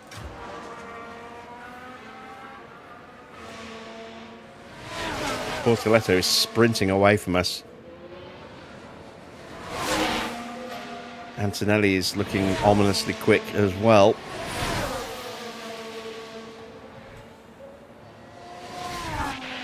Yeah, it is a visual glitch because there's his rear wing opening, so had a feeling it was. Okay, copy.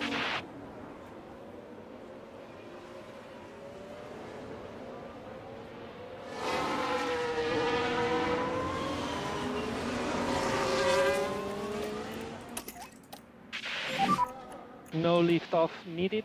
You are doing a good job. Yeah, copy.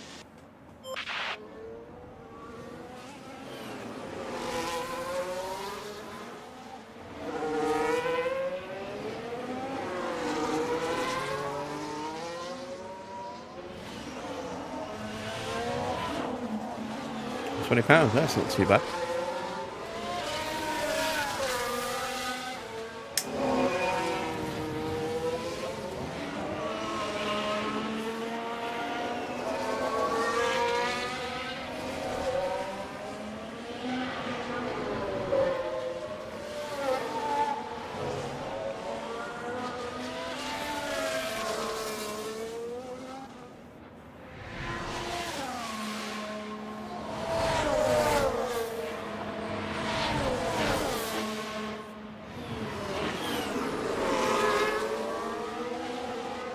Right, Norris is in. So I'm going to sprint. Tyres are quite hot. and see if I can get out in front of Norris. He's going for Push, soft please, tyres, mode, and he's going to be push. rapid on those. Copy. Yeah, let's stick to the plan. Just cool down the tyres as much as you can. Copy. What does Perez do with a lap of full push on the battery? 148.4. Yeah, he's just not quick, is he? Mind you, having said that, his confidence has been hammered, hasn't it? So that will certainly be hurting his pace a little bit. That overtake should help if he can actually make it.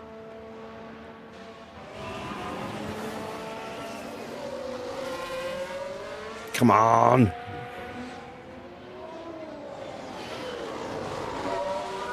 Come on, Checo. There we go. Huge confidence boost. Even if it's only temporary. There we go. He gets a little defensive boost as well. And he's back up into high confidence. Just.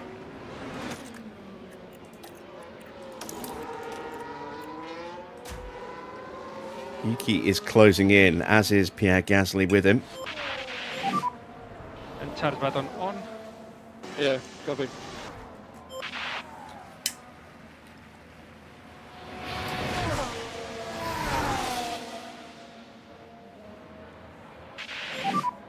Very happy with your tyre use. Yeah, copy.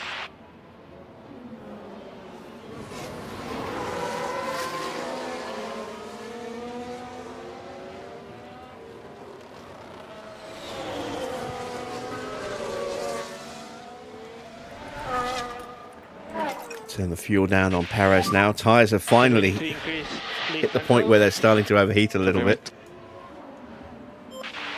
Oh, we've got a fault with battery. No. Stand by.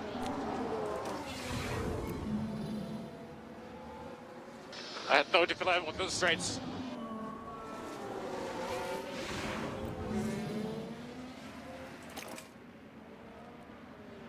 Reduced charge rate temporary,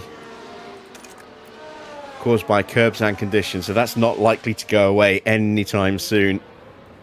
That might be there for the rest of the race now, unfortunately. That would be a real shame if that's the case, because Bottas is running really well. Let's bring him in at the end of the next lap. You need to push as much as you can. Okay.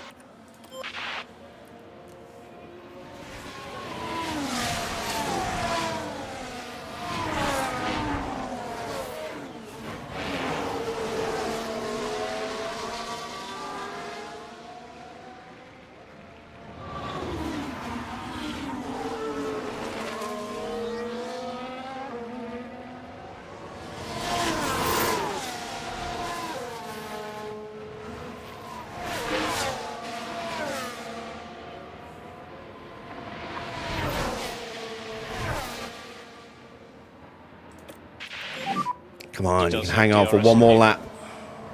There you go. Nice block. Okay. Pits for hard tyres to go to the end. Boxing now. Copy, box.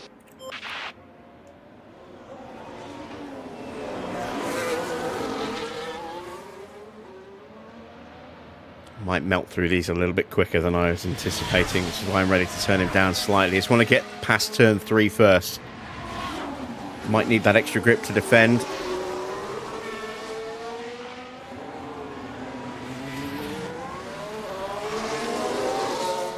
And there just is no defense. All right. Get those tyres temperatures down. Copy. So Hulkenberg is in again. And that looks like softs. It is, so he's definitely stopping at least one more time.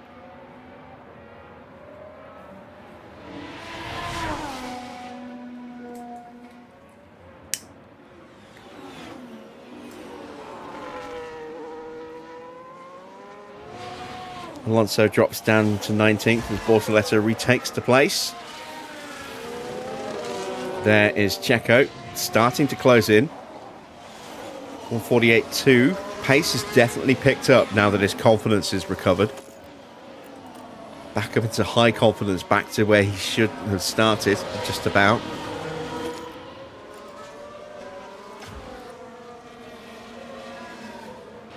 Russell's in for his second stop.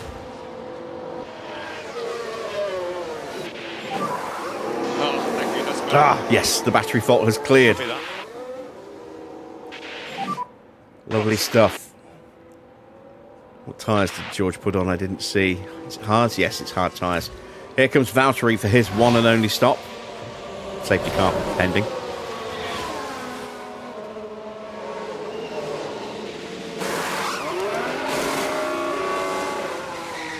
.6, just a little slow releasing him there. A crash in the main straight on the left. Crash in the main straight. So watch for debris. I thought that was Oscar. I thought that was Oscar. I thought for a minute it was Checo again.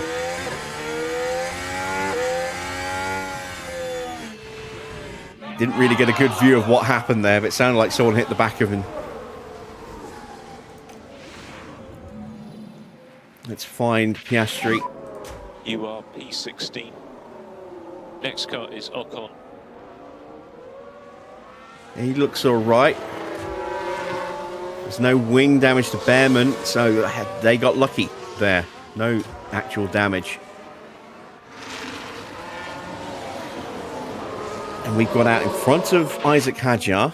Is this going to be a racing incident? Yes, it There's been a is. slow pit stop. Antonelli and Bortoletto both back into the pits. Hard tyres for Antonelli, and Bortoletto looks hard as well. Yes, he is. So Perez in 19th. Needs 18th or higher for the sponsors. Valtteri also needs 18th or higher, but he's currently P16 and comfortably ahead of Valtteri, ahead of Fernando.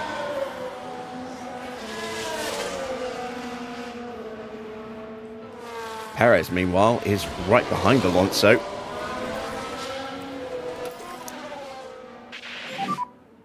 And charge button on. Let's charge fire button these on. tyres up, because I know they can take a little while to warm up.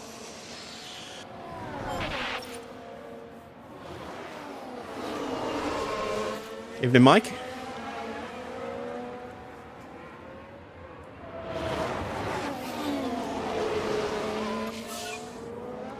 New fastest lap for Lewis Hamilton.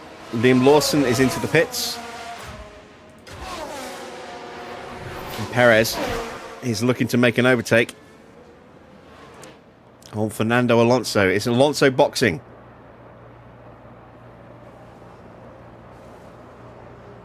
No, it's just going very defensive.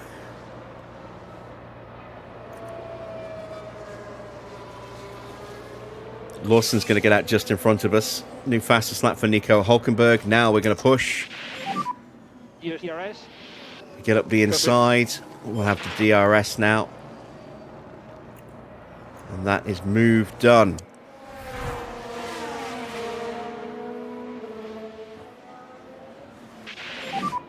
Good job.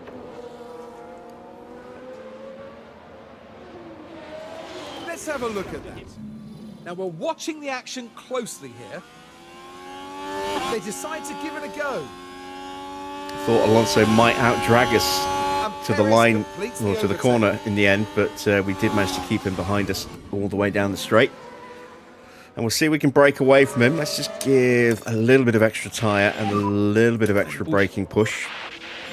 See if we can drop Alonso before the end of the lap. Yeah, copy.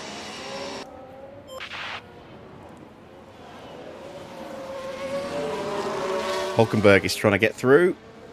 I need Alonso to keep him behind while I build this gap, because Hülkenberg is pretty quick at the moment, just setting that fastest lap, 145.3. Valtteri's tyres are up to temperature. Excellent. Slow down now. Yep. From tyre point of view, we don't think lift and coast is necessary. Understood. There we go. Hülkenberg is through. We've got a nice little gap. Piastri is into the pits. Valtteri will Need get to out look after the ahead of tyres. him. Copy. Can we hold back Hadjar? Oh, it's tight, but yes, just. Mode push. Copy.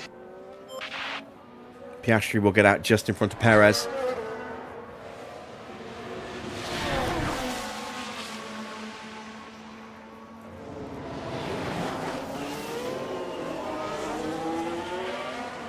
And Valtteri shuts down Isaac again. And now hopefully we can push on to Ocon. Get a move done on him.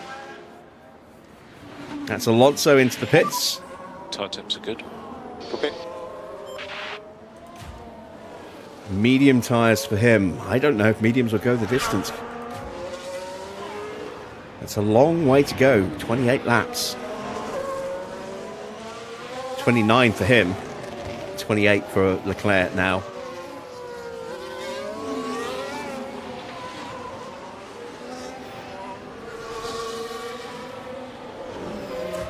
Right, back to Bottas. We are closing the gap.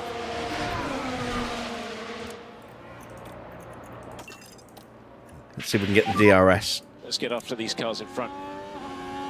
Max is in.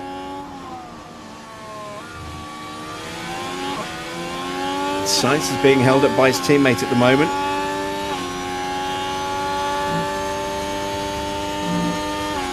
I think I've got the DRS. I think I've got it. I have.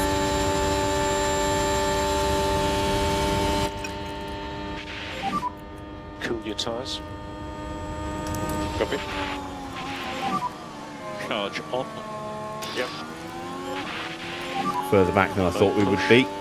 Yeah. Come on, let's get Ocon.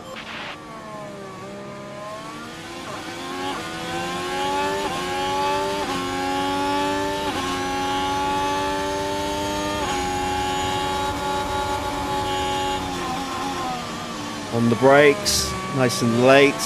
Get alongside. We use the battery. Can we push through? Oh, it's tight. I think we've got it done. No, he's still fighting.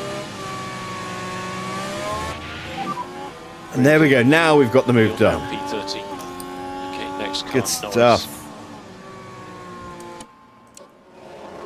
Valtteri having another great race. Perez, not so much. Charge on. Although that's more of his own making, thanks to his lockup and damage.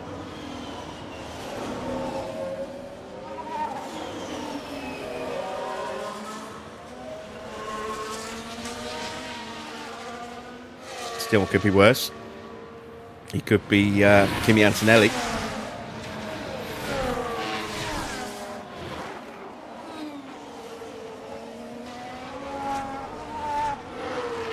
And Leclerc, if he can keep this kind of lead, because it's not that long a pit lane here. It's only about 18, 19 seconds, I think, for a stop. He could open up, well, he could score some really big points over both George and Max today. Really drag himself back up into position in the standings. Lindblad and Behrman are in the pits. Can Perez get through in front of them? Yes, he can. So, P16 now for Nico. We need to do more lift and coast. Please increase by 10%. Copy. But is Hulkenberg about to jump me?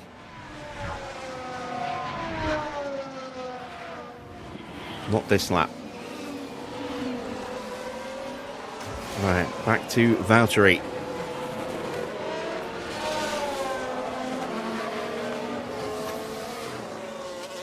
There is Norris, 3.5 seconds ahead of us. See, Isaac is shaping up for a move on Ocon. That'll give us a little bit of breathing room as Ocon has to go defensive.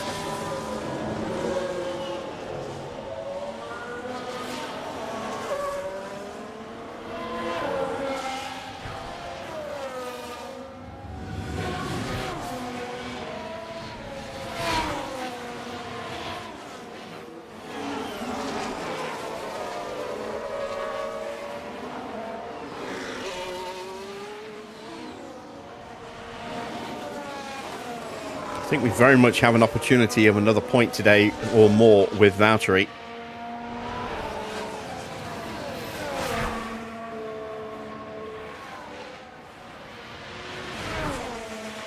Currently just 3 seconds behind Lando and closing in P11. Ocon dives into the pits. That'll free up Hadjar and Lawson. Piastri now with the fastest lap. Perez should get through ahead of Ocon. And does. So P15 for Checo now. He's 7 seconds behind Lawson. And that gap's just going to get bigger.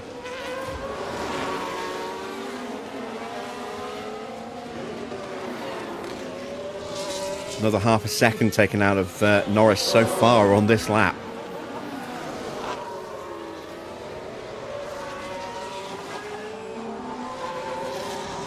.514 time.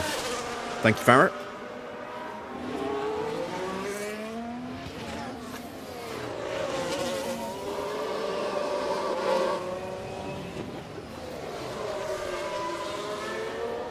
Sainz is getting quicker. I wonder if he's pushing because he's about to box. Did a 147 last lap. This lap he's just done a 146.8. Sainz now starting to drop his teammate.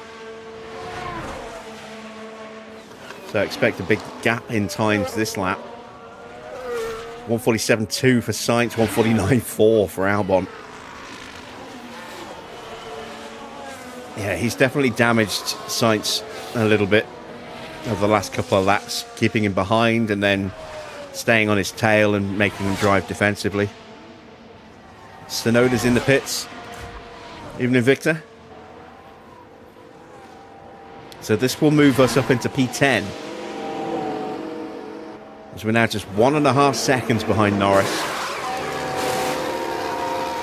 Medium tyres for Yuki. They should go the distance. This focus is a long race. And assuming he doesn't box, we will be overtaking Lando next lap. We were 1.3 seconds quicker than him last time round. We are 1.3 seconds behind him. And we've got a lot of battery still that we can throw out.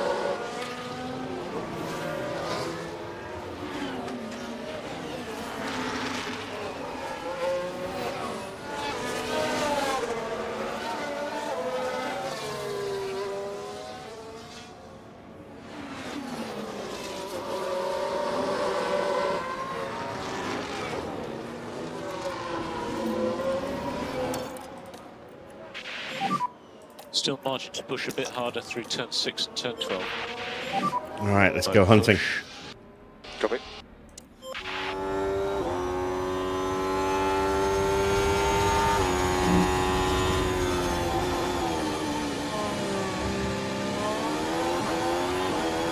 Alex Albon boxes. Norris ahead of you. Come on, give me that DRS. Give me that DRS. Remember, long way to go in this race. It's going to be tight. I think we've got it.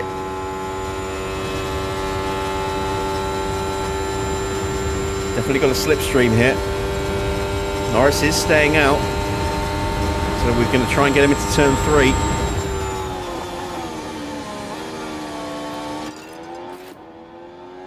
Got a weird little audio glitch where we're hearing the engine idle noise as well as the actual engine noise.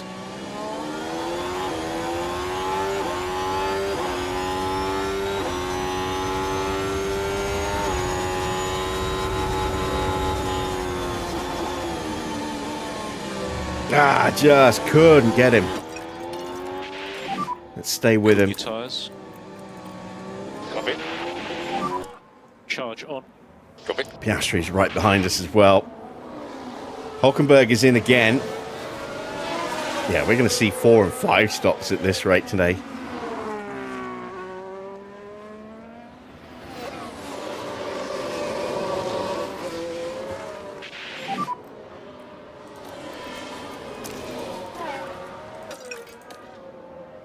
Let's to keep putting the pressure on Lando. We are closer this time round. Well, we were. Just do We've just your dropped best. back a little bit further again. Is he about to box? Can you go mode push now? Copy. Give it everything. Suggest that you can reduce the At amount the very of least, we need to make sure we get DRS, because if he does box, I want to be able to keep Piastri behind me. Even if it is only for half a lap. But I would prefer to get an overtake in. Get us back up towards peak confidence again.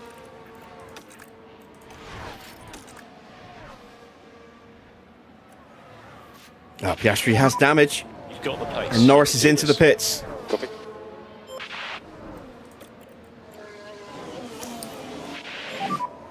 Okay, charge on. Copy. Go back to doing lift and coast now. I'm not sure what damage Piastri's got. Norris is going to come out Who are your tyres? behind Lindblad, I think. It's going to be tight with Lindblad. Yeah, Lindblad's through.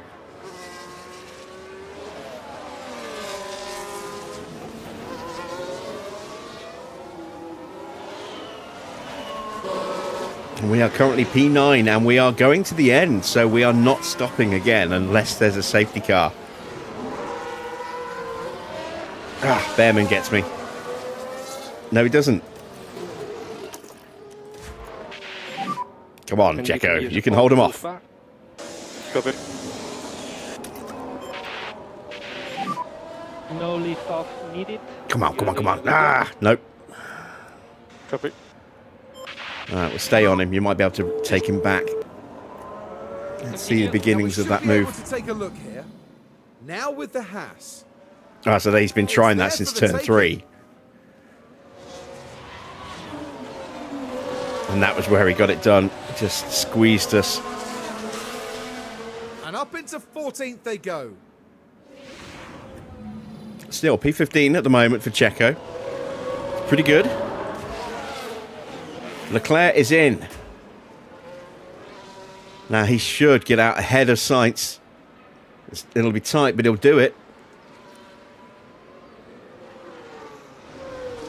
Just saw a little flash of Sainz in the background there. There he is.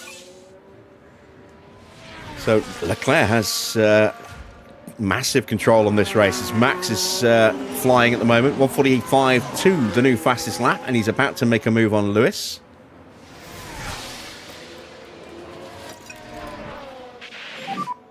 Okay, Kev, if there's anything left in the tank, let's go for it. Just saw a little glimpse of Albon in the background, a further 8 seconds back. Hamilton keeps him behind for now. Can Perez get the move done on Behrman? Not into turn 1, but maybe into turn 3. Valtteri is trying to keep Piastri behind.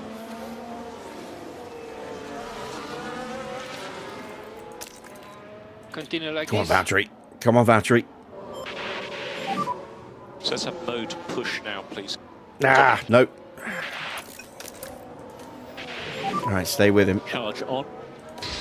We could not get past Behrman. Charge button on, charge button on. Yeah, copy. And we need lift and coast. Copy. Still in the points, though, and there will be stops in front of us, I think. Colapinto, maybe. Maybe even Albon. Maybe Max.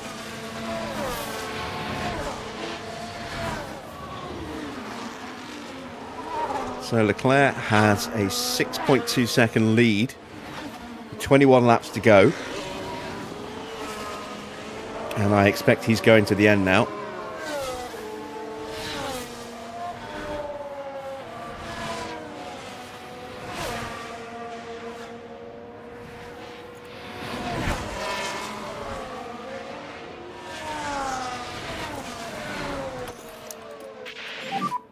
Charge button on. Copy. And try to cool down the tires as much as possible. Copy.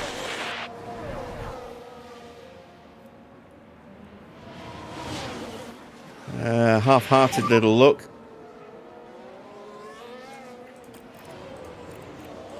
Alright, let's concentrate. Maybe I can get him into 3 here. You can push.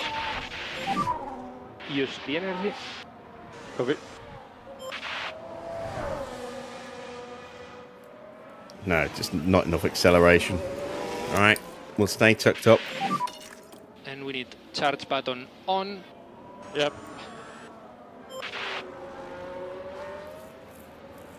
Hulkenberg gets past Alonso. Those guys are way at the back of the field.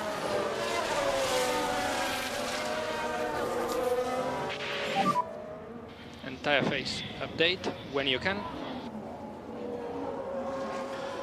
That seems to be holding okay. New fastest lap for Charles Leclerc, 1:44.6. That is quick.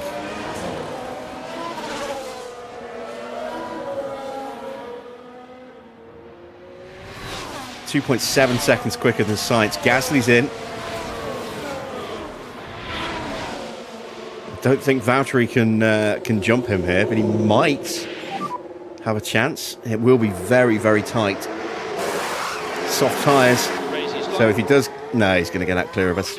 But even if we did get him, he would have the pace to get straight past us again. Colapinto, though, will come out behind us. He is already behind us. Before he even hits his box. He's going on to medium tyres. That'll be him for the end. I think Gasly may have to stop again. 20 laps is a long way to go on those softs. We managed it, but we were very careful with our tyres. He hasn't been quite so careful. In fact, he's going to come out behind Perez. Colapinto out in P15.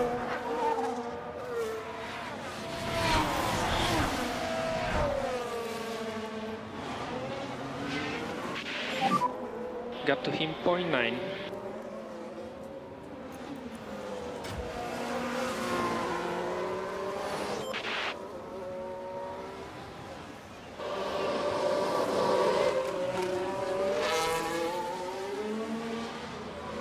And Lindblad's got past Colapinto as well. I think Lindblad will be stopping soon too.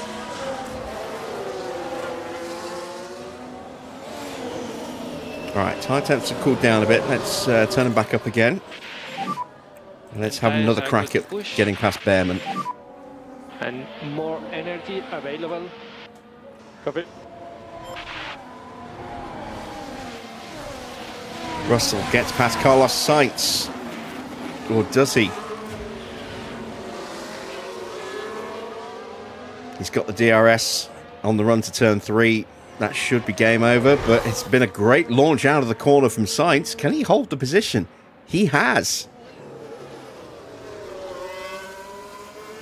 Fair play, Carlos. All right. We just get the DRS. Lindblad is right on our backside.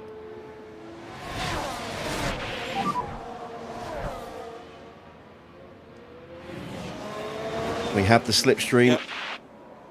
We shut the door on Arvid. Sainz is now 13 seconds behind Leclerc. Yeah, this is Leclerc's race to lose. 1:45.6 on the last lap.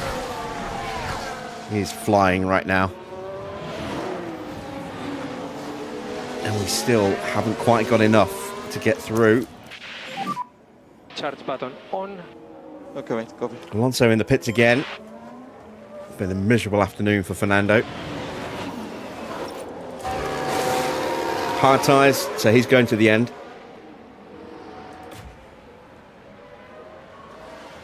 Valtteri starting to pull away from Isaac again.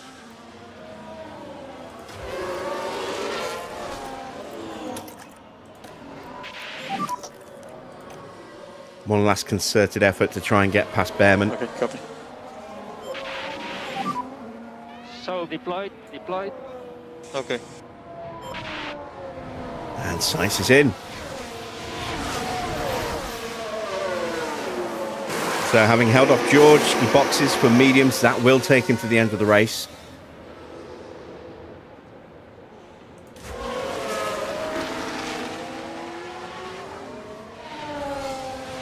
Struggling to get onto Behrman this time round. We are just going to get that DRS again, but again, we're going to be too far back, really, to do anything about it, I think. Unless we really go for it. Full tyre push. I'm out of battery now. This is my last attempt into turn 3, and then I'm going to have to just stop trying again. We're very close this time, just 0.3. Okay, copy. He pulls out to make the move. Can he get him under braking? Will be tight. We get ahead. Can we stay ahead? Crucially. Good job. Yes, we can. Good job, Checo. Needed that. So, that will give him a nice little extra bit of confidence. And he is good to go. Let's turn Valtteri's aggression down. And reminder, some lift and coast. Copy. Sonoda has got ahead And we need charge of button Hadjar on, now. charge button And we've got a on. lot of battery for Valtteri, so let's burn some of it. Mode push, please. Okay. 17 laps left. Charles Leclerc now 16 seconds clear of George Russell, who may yet need to stop again.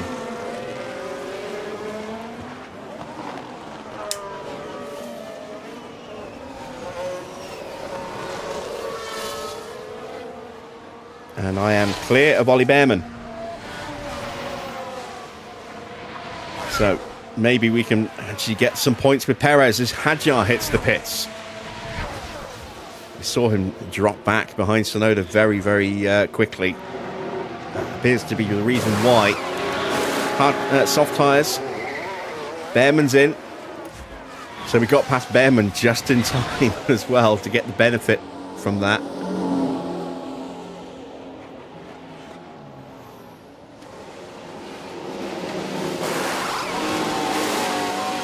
He's gone soft tyres as well. So we're currently running P9 and P12. And there's every chance that Lawson and Sonoda may need a third stop. So that may promote Perez up. I think Lindblad's going to need another stop soon. Norris should be going to the end.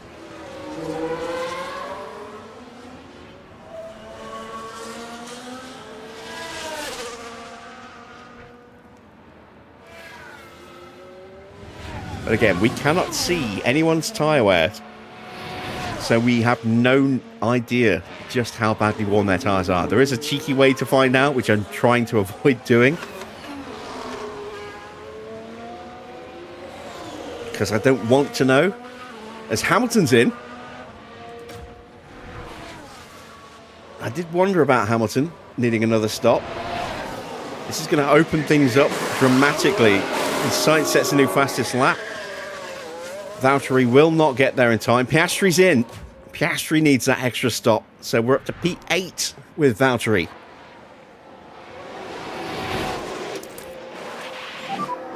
Medium tyres. Where will he feed out? He's going to have a lot of clear air to push up onto the back of us quickly, unfortunately. So I doubt we'll end up staying in P8.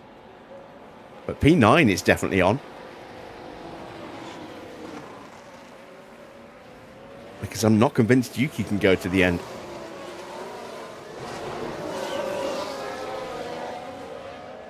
And there's Perez. Actually, Piastri came out a lot closer to us than I thought he would. Can Perez make the move on Liam Lawson here? He's having a look. Let's give him a little helping hand. Copy, guys. As Hulkenberg's in again. Is that what, stop 4 or stop 5 for Nico Hulkenberg? As we do get the move done. Hard tyres. He could have put those on his last stop and he'd have been fine. Oh, no! Someone's in the wall. Now, Please this is don't be Sergio us. Perez. The opportunity begging to be taken. Perez has already gone in the wall once this weekend. Don't do it again. Who is it? Who is it? Possible debris. Yeah, ooh, it's Max and Carlos. I think they've got away with that. I love that exasperated sigh there For the from team back in Sainz. the garage. That was a Has this time I've messed up the AI? No, not as such. The AI will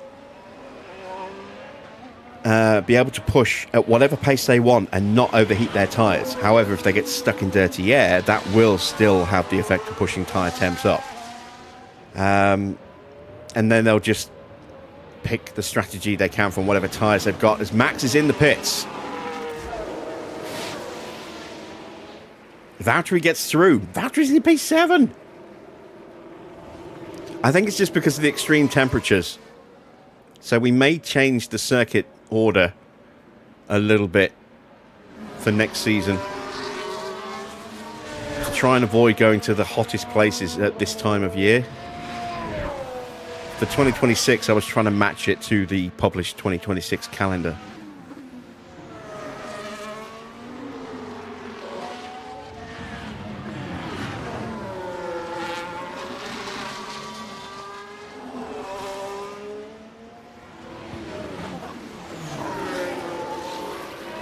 There is a more intense version of this mod, which would be harder for us compared to the AI, I think.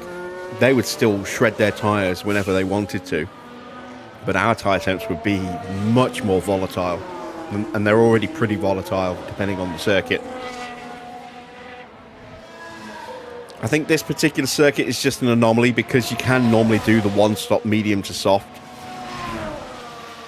and our soft tyres lasted 20 laps.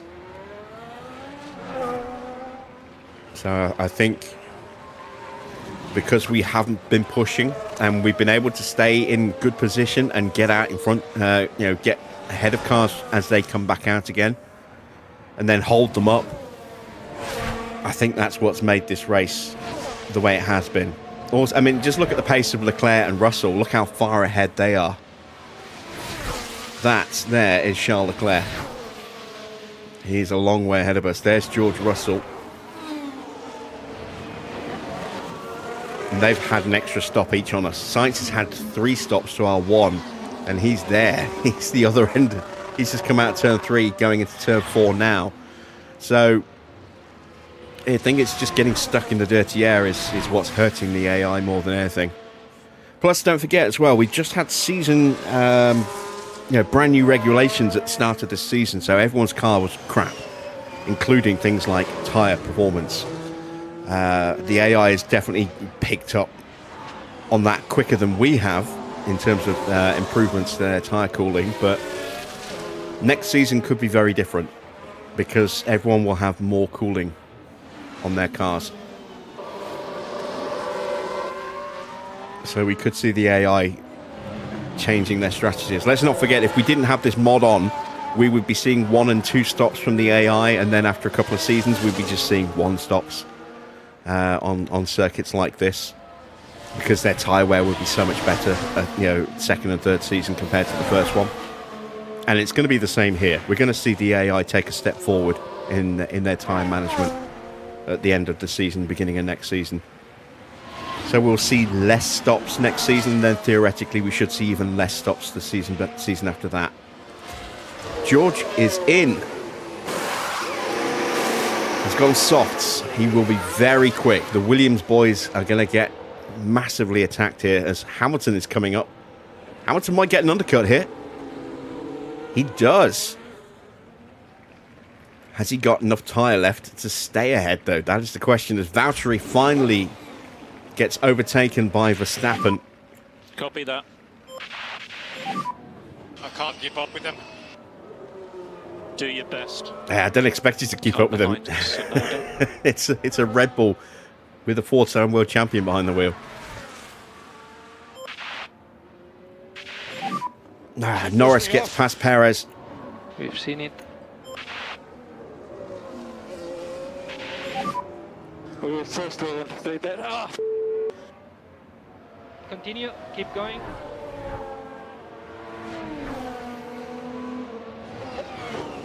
Gap to him 2.5.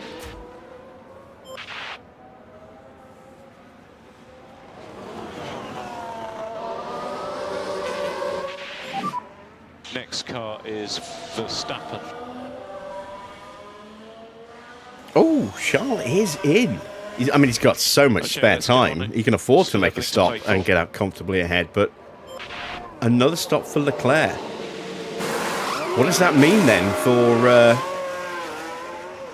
Gasly and Sainz and Albon?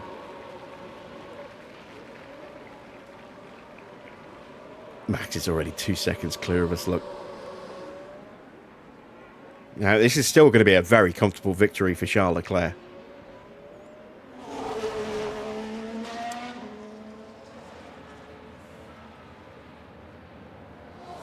See what happens to the timings as they start to reset.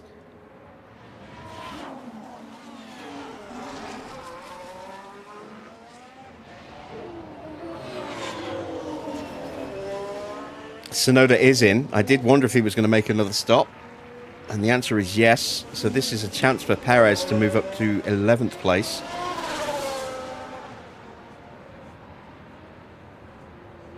And we are 28 seconds behind. So despite making 2 additional stops, add those onto Leclerc's time, or subtract them from Leclerc's time, add them onto the gap to us.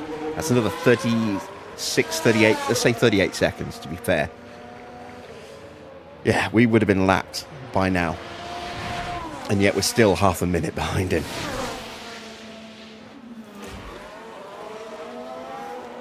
Oh, Hadjar's making his move as well. Oh, come on, come on, come on.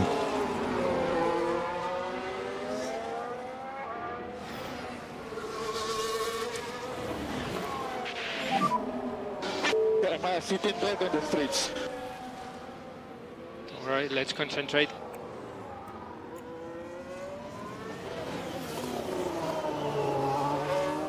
We are going to see some circuits where the AI is going to make some, you know, very strange calls with strategy. And we're going to see some where it gets them absolutely spot on and just absolutely destroys us. As we have seen this season.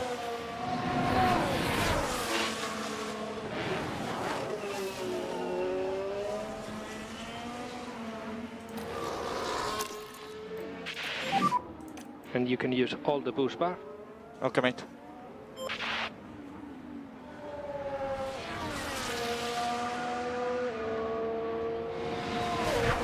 Evening, Alpha Rod.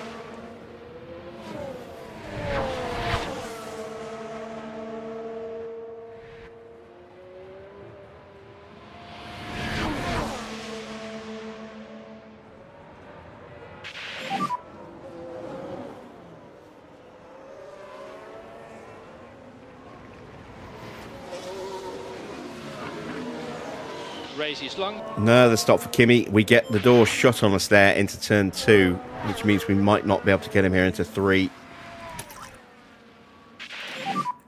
No lift off needed. You are doing a good job. Copy. Nope. Damn it. Continue like this. And take care of the tires. Copy. And charge button on, please. Okay, copy.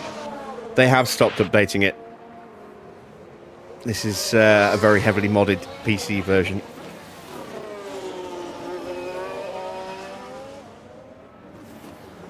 New fastest lap for Charles Leclerc, a 1:44.0. Only 4 seconds quicker than Perez. 3 seconds quicker than Valtteri.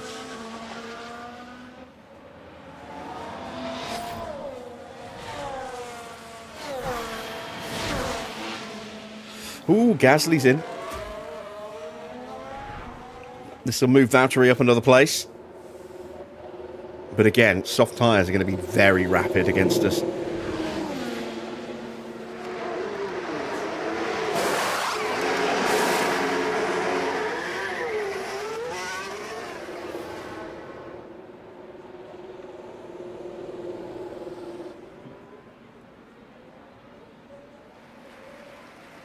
Hadjar's into the pits.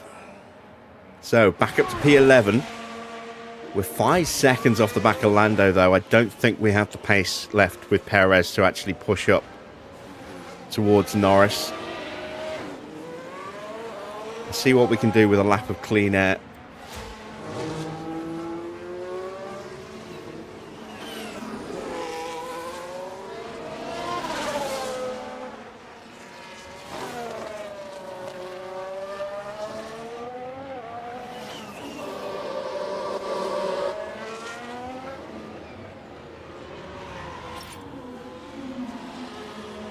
Someone else with a fault. Oh, it's George. Just check you're happy with the PU. A little bit of a strange noise coming from the turbo.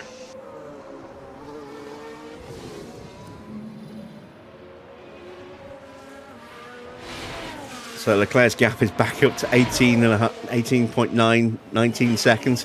He's almost got a pit stop over Albon again. Sainz once again is being held up by his teammate. Let's see if he can get through. Oh, Albon's in the pit, so Sainz is released. But it's now a 20-second lead for Leclerc. So he's got a pit stop in hand on Sainz if he needs it.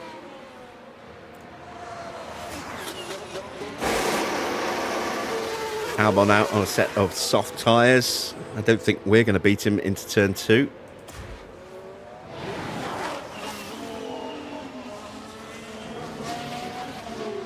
But don't say never. Oh, that's close. Oh, nearly. So close.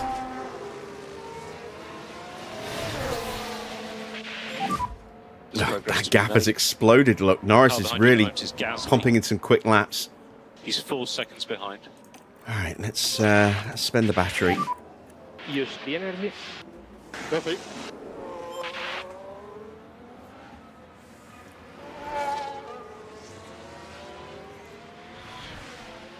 If there is a retirement in front of us, it will mean both cars in the top 10.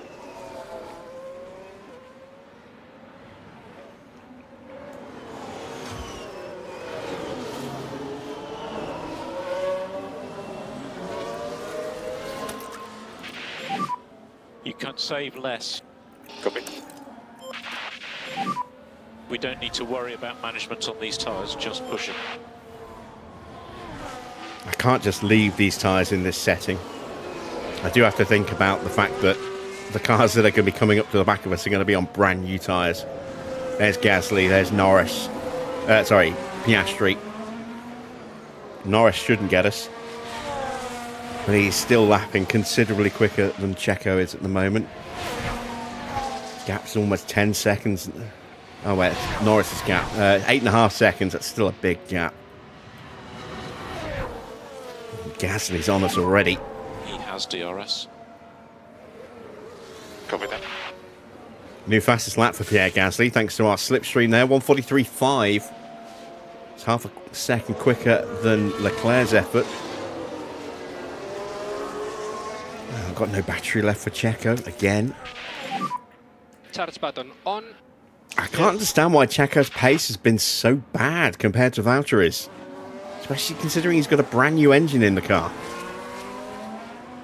And that's a very easy pass for Pierre Gasly. Valtteri's going to try and fight him off, but just will not have the grip to do it. A long way to go.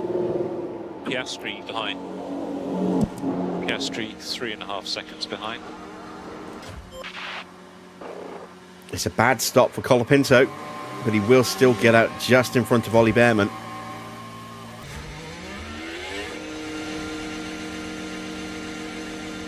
Antonelli's gone through. So that'll be 18th and 19th.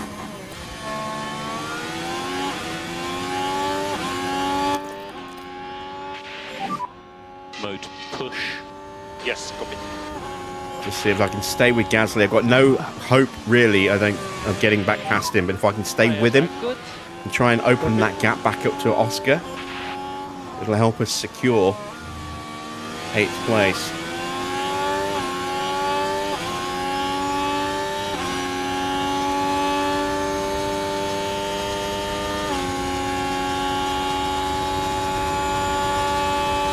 think I just missed the DRS. Yeah, I did. New fastest lap for Alex Albon for 1:43.3.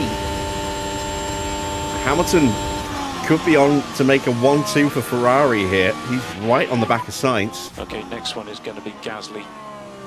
Let's ride the ham cam for old time's sake. Just do your best.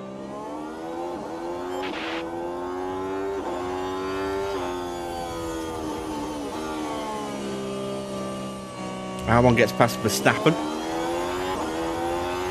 No. Verstappen gets... No, yeah, Albon gets past Verstappen.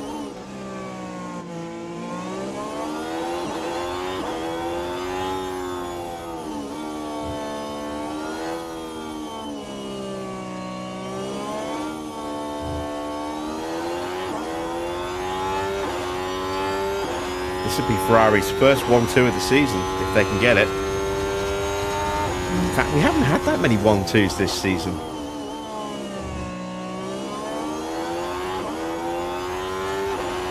We've had lots of, front row lockouts in qualifying. Current front Gasly.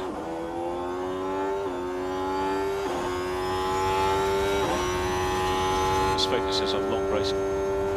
Sainz is pulling away. Hamilton's got the slipstream. He won't get DRS here, but he will potentially have a run into turn 3.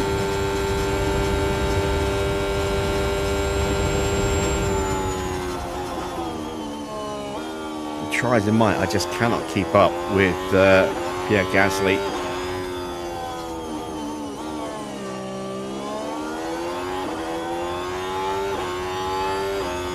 It's not for lack of trying.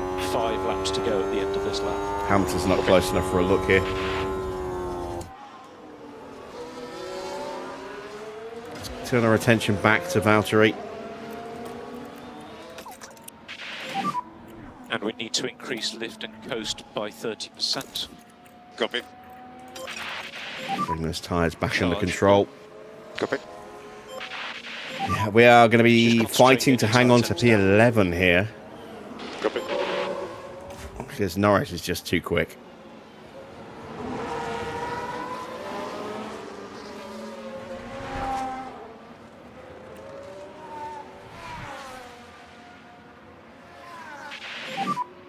And tyre phase update when you can.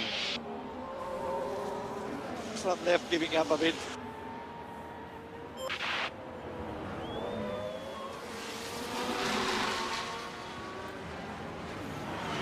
Right, Hamilton is closer. Can he stay in range and get DRS here? If he can, then he's got a chance into turn 1, and he'll have a much better chance into turn 3 if he doesn't get it in turn 1. Oh, he's got the overspeed here. He's very much got the overspeed.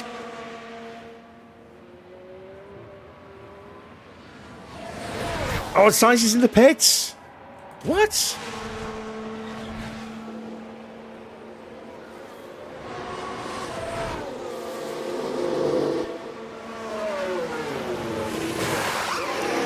Soft tyres, he will be blisteringly quick, but he might end up getting stuck behind Valtteri if he's not careful here. There is Valtteri. 5 laps to go. Copy.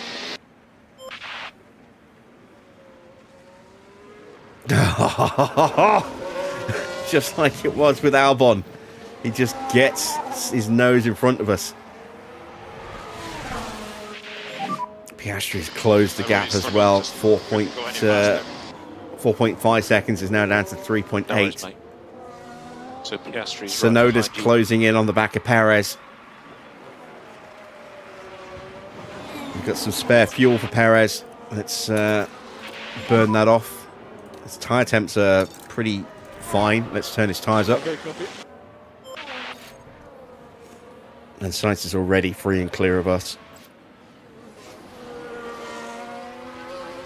So it is a 1-2 for Ferrari, and unless something dramatic happens or a last-minute pit stop's needed for Lewis, it's going to stay that way. Albon's too far back, I think, to challenge. He's, 6 seconds behind. Sainz is done for a podium, I think.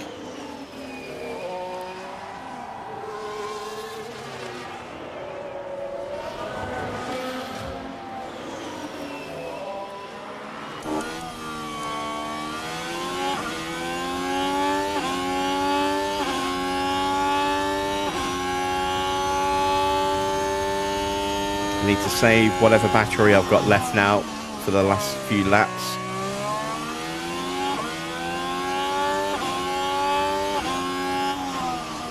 We're already 4 seconds behind Sainz. He's pulled out 4 seconds on us in that one lap.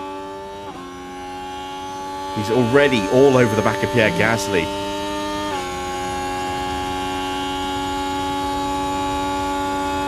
He's going to be on the back of Max by the end of this lap, I think, at this rate.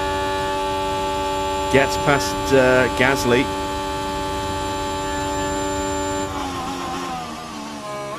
Tsunoda just dropping back a little bit, thanks to our increased push.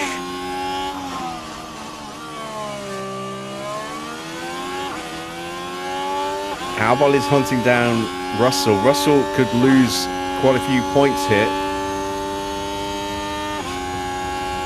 I think there is time, actually, if Sainz can keep this pace up. There's a chance that he can get right up to 4th place. Maybe even jump his teammate if his grip is so much better. Across the line is Charles Leclerc to start lap 49. 3 laps to go. Hamilton is still a long way back. There he is, 27 seconds back. He's not even come up to the line yet. Alonso has been lapped. Bortoletto has been lapped.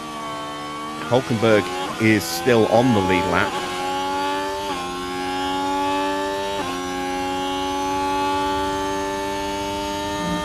Albon is on the back of George. Can he get it through? Sainz also flying onto the back of Verstappen.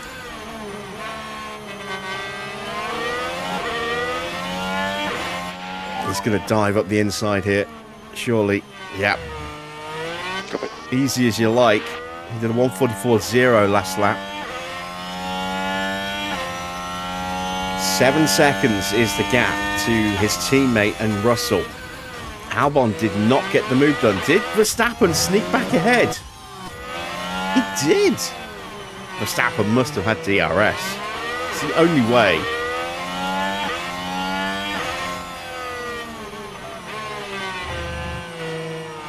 And that, I think, has just put paid to any chance Sainz had.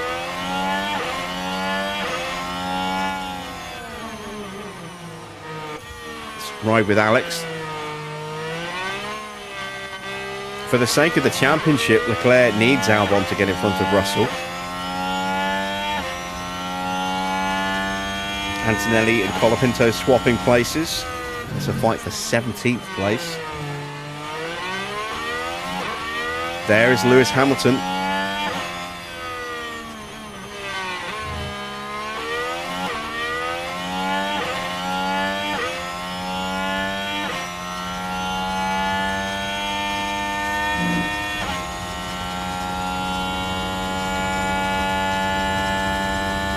Albon has the overspeed.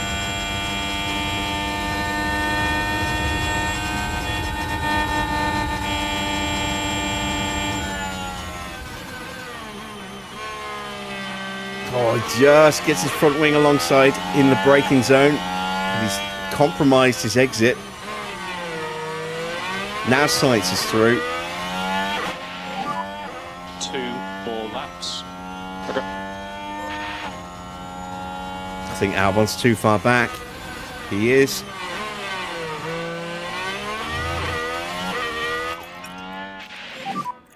And we need lift and coast. Copy. Okay, so let's push as much as we can from this point. Ah, Max has got a fault now as well. Verstappen's got some sort of problem. That is pushing a lot.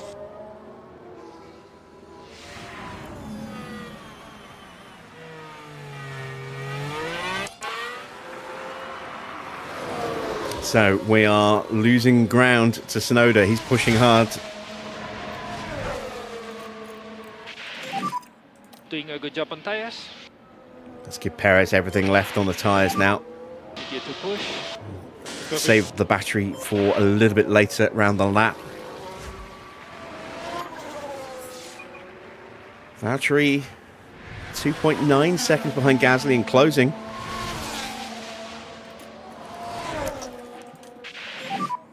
Mode push. Okay. Tsunoda's getting closer. Let's turn the battery on for Perez now. More energy available. Copy. And Russell looks to have broken clear. I think Albon might have cooked his tyres.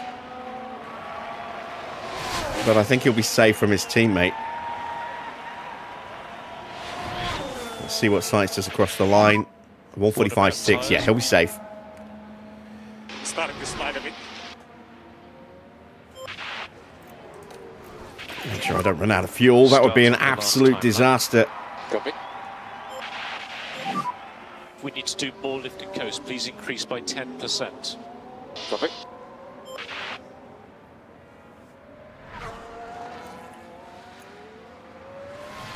Tsunoda is closing up.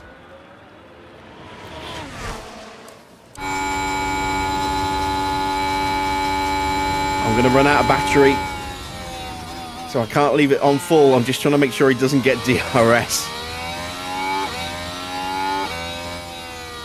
He doesn't. And charge button on. Charge button on. Yeah, copy. Valtteri's going to stay ahead of Oscar. He's not going to catch Gasly though. Charge button on. Charge button on. Not without a mistake from Pierre. He'll get close, but he won't get close enough. Probably should have pushed his tyres a lap earlier. We need to reduce K1 usage. And it might have had a chance. It's a comfortable win for Charles Leclerc. There it is, a win for Charles Leclerc.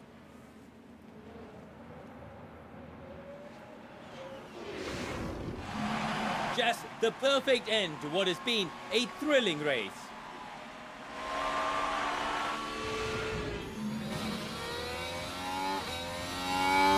He's going to finish over half a minute clear.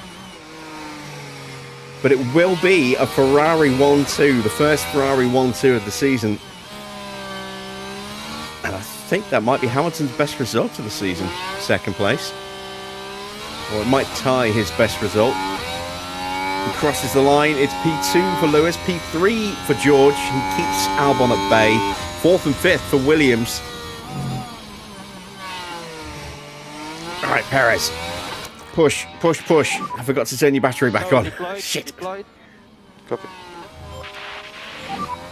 That's the checkered flag. Break that DRS. Come on, break it, break it, break it. Please break it. Please break it. No. All right, we should be safe. We should be safe. Please be safe. Please be safe. Yes. P8 for Valtteri again. P11 for Perez. Just didn't have the pace today to get into the top 10. But we made the one stop work when the front runners went for a 3-stop, surprisingly.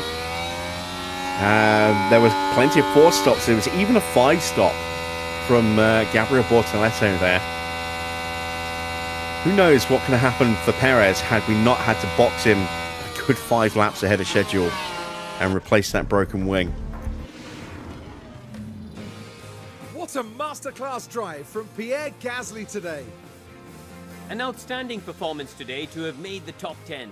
Not many would have expected this from the team, to be honest.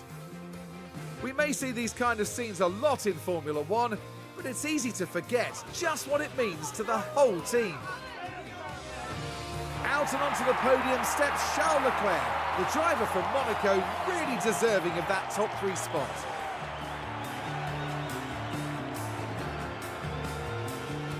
Four superb wins to their name now this year, and it's been a pleasure watching them drive. And before they get back to work, I think it's time to cool off here in Azerbaijan.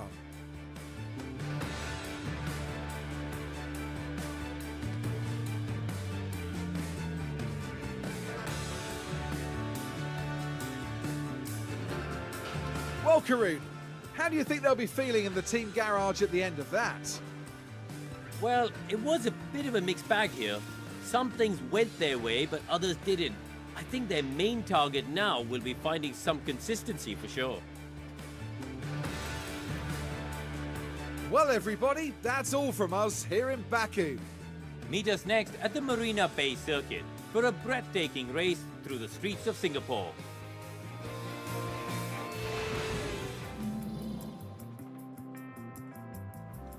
So, confirmation of the final result then. It's another win for Charles Leclerc.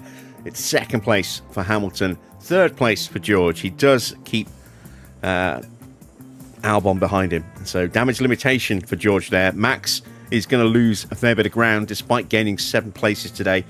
Sainz finished in 5th. Max in 6th. Then it's Gasly in 7th. Up 11 places. Valtteri. What a drive from him. Making that one-stop work to perfection. Finishing ahead of both McLarens as well. They round out the top 10. Piastri from Norris. Perez up 10 places. His one-stop not quite as effective, but certainly a good drive from him. We just couldn't give him those big push moments that we gave Valtteri because we had to box him early, and his tyres wore out a little bit quicker as a result. And of course, he lost a big chunk of time when he put it in the wall, and then had to drive back the entire lap with a damaged wing. Tsunoda finishes down 5 places in 12th. 13th is Isaac. 14th is Lawson, down 6 places. Lindblad started and finished in 15th, ahead of Colapinto. 16th, 17th for Ocon. Antonelli had a bit of a shocker. Again, down 7 places in 18th place. Some damage to his car.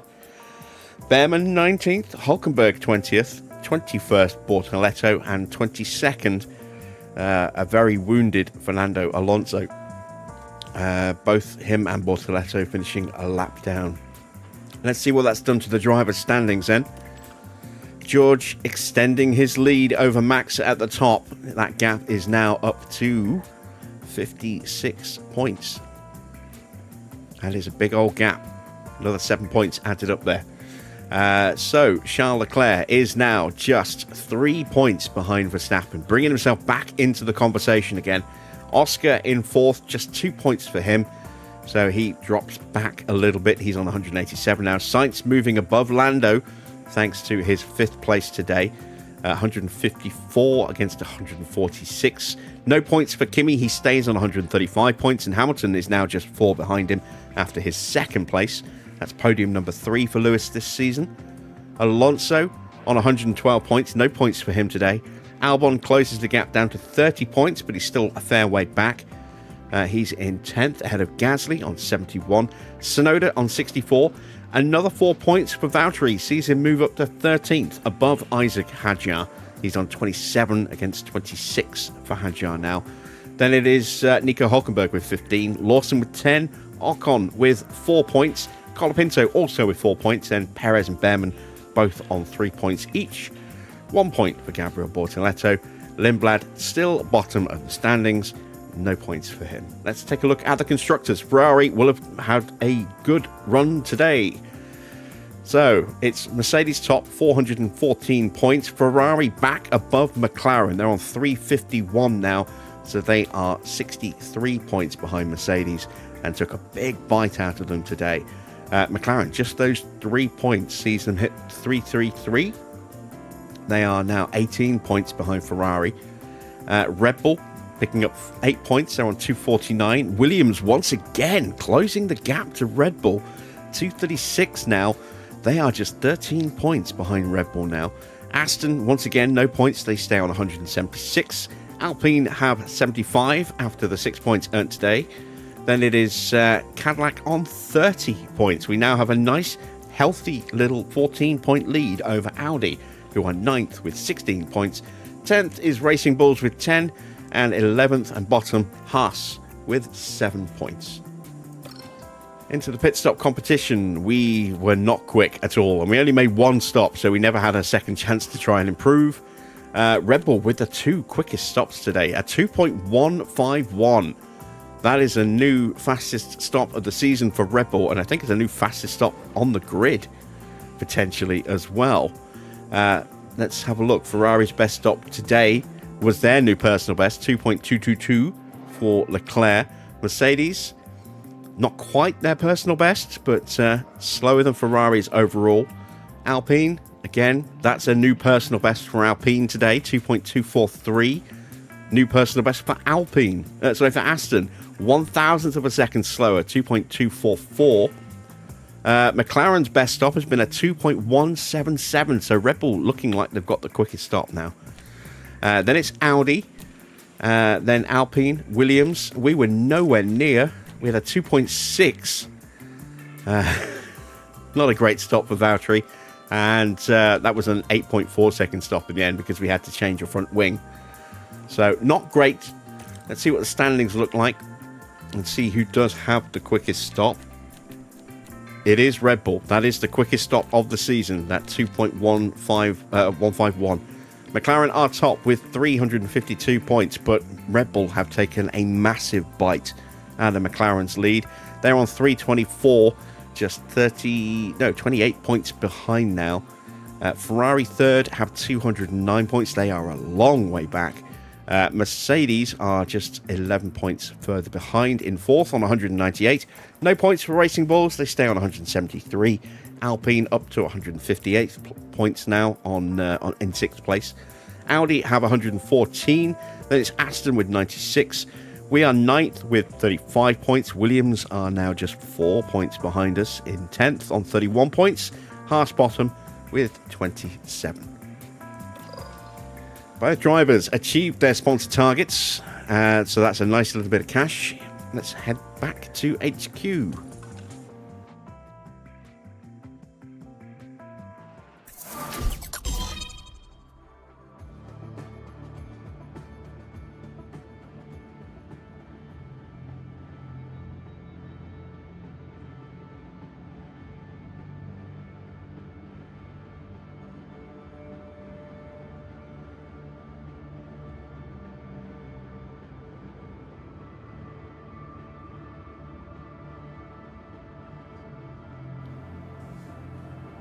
And despite a series of excellent results for Valtteri, it seems Father Time is catching him down a rating point to 82 overall. We'll check and see what his stats have decreased by at the end of the month. Fittipaldi goes down again. No surprise there. Javi goes up a point. As does Ian Gregg. I'm surprised Checo hasn't gone down yet.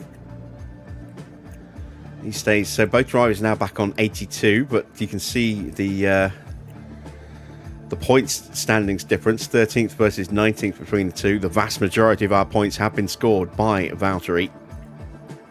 Let's dive into the inbox. We're 4 days away from Singapore, the final Sprint Grand Prix of the season.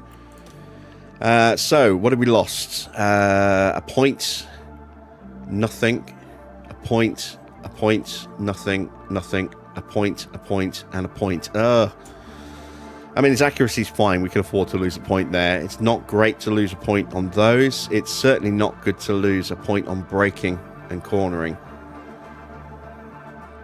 We're just about held station with the braking, but cornering going down a point, that hurts because that is a direct tie to pace.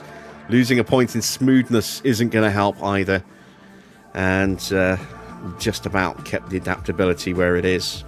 But it's not great to begin with. Yeah, we are getting to the point where we are going to have to seriously think about replacing our drivers soon. And we've lost a point in cornering, braking, control, smoothness, adaptability, overtaking, reactions for Fittipaldi. He's our sim driver, so it's not the end of the world there, but that will have a slight knock-on effect on the contributions that he makes to the team. Post-race data, there is an exclamation point there, so that's not encouraging. Chassis failed. Luckily, we have a spare chassis, I think. And suspension failed. We should have a spare suspension as well. Let's try and fix the cars up. There we go, spare chassis. I have got spare suspensions. That's good. We knew that one was going to fail. Side pods are going to fail after Singapore.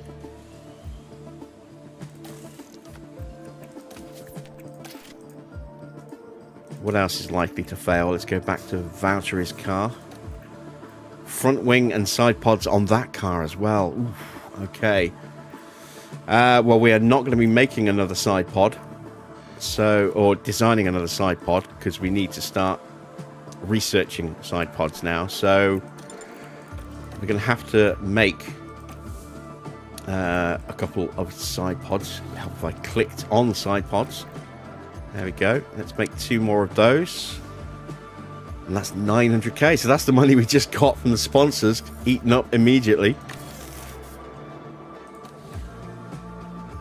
We are a week and a half away from the chassis and 2 weeks away from the suspension being able to go into production.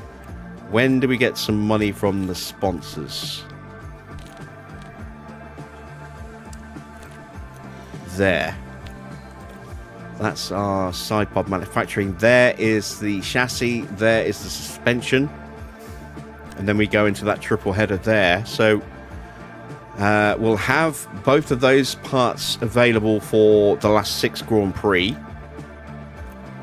I don't think we're going to be able to get anything else out in time to have any real impact, because it's only a few weeks before we get another triple header to end the season, as we go to Vegas, then Qatar, and then Abu Dhabi. So they may be our last upgrades of the season.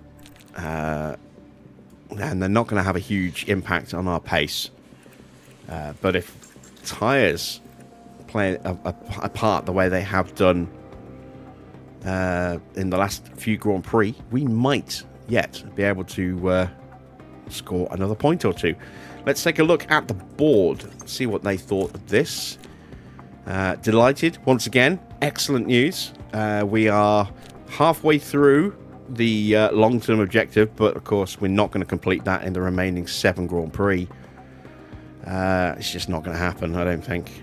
We may yet pick up another couple of races with points, but I really doubt we're going to get anywhere close to achieving the long-term objective this season. It will reset at the end of the year, and then we'll try again next season. We've got until the end of next year to achieve that target. Hopefully we can. We're well on course, though, to achieve our season objective of finishing 9th or above. We are 8th, and we have a nice little lead now over Audi, nearly double their point tally. So feeling quite confident about that one. Wish our finances weren't quite so bad, but that should improve next season as well, with a little bit of higher prize money. I need scouts. How many scouts do I have? Do I have any scouts? Did I hire them back? No, I didn't. I never hired them back. Okay, let's do that. Let's hire the scouts back. Let's take a look at the driver market.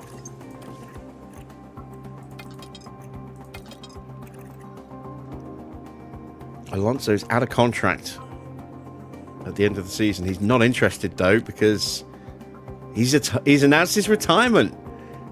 This is Fernando Alonso's final year in Formula One. So he will not be on the grid next season. Sainz is out of contract. And he's going back to Ferrari. Hamilton is leaving Ferrari at the end of the season then. So where's Hamilton going? He's just out of contract. He could be in free agency next season. I'm so tempted to sign Hamilton. He's going to cost me an absolute fortune, but a driver of that quality in the team would be a huge boon. Maybe partnering back up with Valtteri again. Kimi is moving to McLaren. Wow. So that's got to be replacing Norris, I think. Yeah, Norris is going the other way. Norris is going to Mercedes. Because Piastri should be up until... Yeah, he's still got 2 more years. He's done to the end of 2028.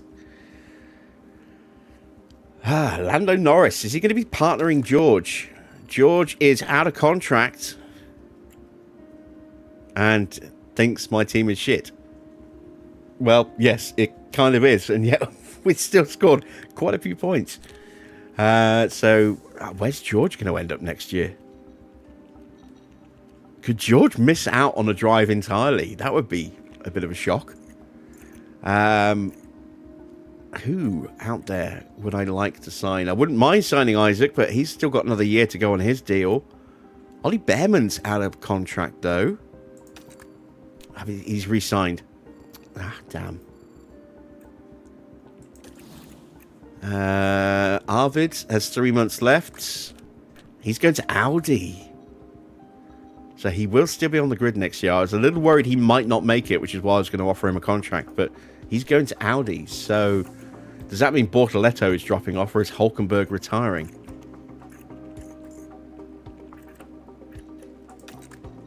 Bortoletto's re-signed, so that must mean Hulkenberg is moving on. He's out of contract, and that's his retirement. Hulkenberg retiring. He got 1 season in the Audi. It hasn't worked out for him, and he is announcing his retirement. So it'll be a very young lineup at Audi next season with Lindblad and Bortoletto, but a lineup that could prove very exciting indeed. Albon has 3 months left on his contract. He has re-signed.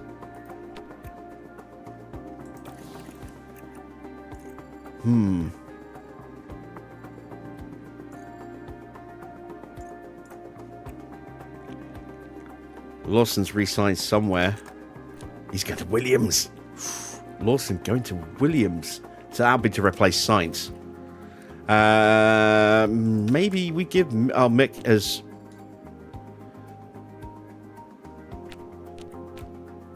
Mick has signed a job. Mick will be on the grid next season. He'll take car 2. So is that Colapinto out of a drive? It is. Colapinto is out of a drive. They are not going to promote Paul Aaron. They are not going to put Jack Doohan back in the car. Surprise. No surprise there. Doohan still has a year left on his reserve role. So Mick will actually be back on the grid next year. I wonder about maybe approaching Teo then. Let's scout Teo. Because he's not going to get a drive at Williams. Logan isn't ready to get in the car, unfortunately. It's just not good enough. Nor is Jack. Where is Jack?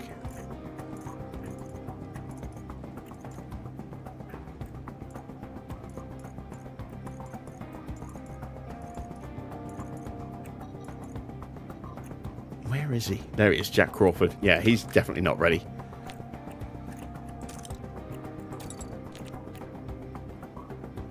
He needs another year of development at least before he's going to be ready to get on the grid. Alex Dunn has re-signed with McLaren, so that's not real life at all. Luke Browning, I think, is retiring.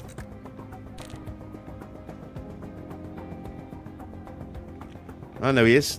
Yeah, there we go. He's retiring from Formula One. Joe's in free agency. But I just don't think he's going to be good enough. Iwasa's in free agency. But again, I don't think he's going to be good enough. We're certainly not going to be signing Stroll.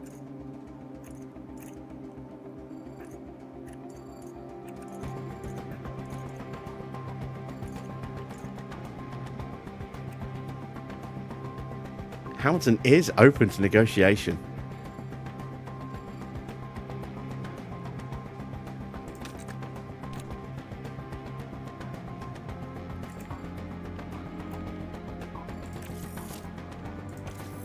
I'm going to scout him. I'm going to break the bank if I try and sign him, but who knows? It might be worth it commercially. In terms of you know, luring in better sponsors for next season. And certainly with car development, it could help massively. If we get him to focus on car development, I don't think there's any point trying to get him to focus on driver development because he's 41. So his stats are going to just start dropping. Yeah. We did look a couple of races ago and he would have cost me an awful lot to try and sign, but maybe as the season progresses, that will come down a little bit in cost. We shall see. We shall see. There's not much left for us to do except advance time.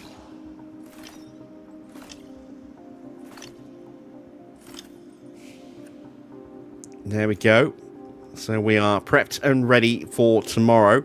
That will be the final sprint race of the season. Singapore. What's the weather going to be like? Wet.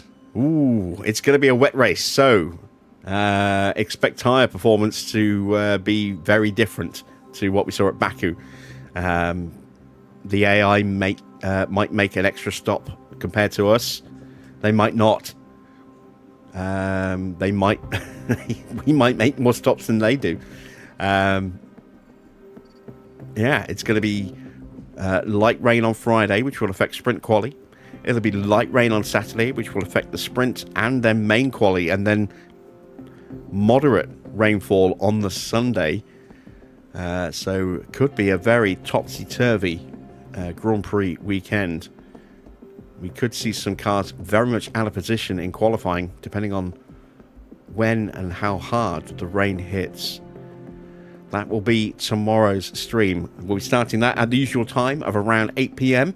So hopefully you'll join me for that. If you've enjoyed tonight's race, then a thumbs up would be much appreciated. If you're not yet subscribed to the channel, then why not consider subscribing as well? And be sure to hit that bell for notifications when the live streams start and when new videos go live on the channel as well. Don't forget, we are doing a Let's Play through the campaign of Jurassic World Evolution 3. The first two parts of that are already on the channel. They will be going live every day. Oh, excuse me. They'll be going live every day for the rest of the week at 6 p.m, 2 hours before the live streams. So tomorrow and Friday. And then Saturday or Sunday, not sure which yet. I am going to probably do a good long multi-hour stream of Jurassic World Evolution in sandbox mode. So we can have a little play and experiment in that. Try and build something. See what it comes out looking like. I will also at some point over the weekend try and get another short stream out, probably an hour or so in total, on Rolling Line, just to show you the progress that I've been making in my spare time on the rugby layout. Haven't been on that for a few days.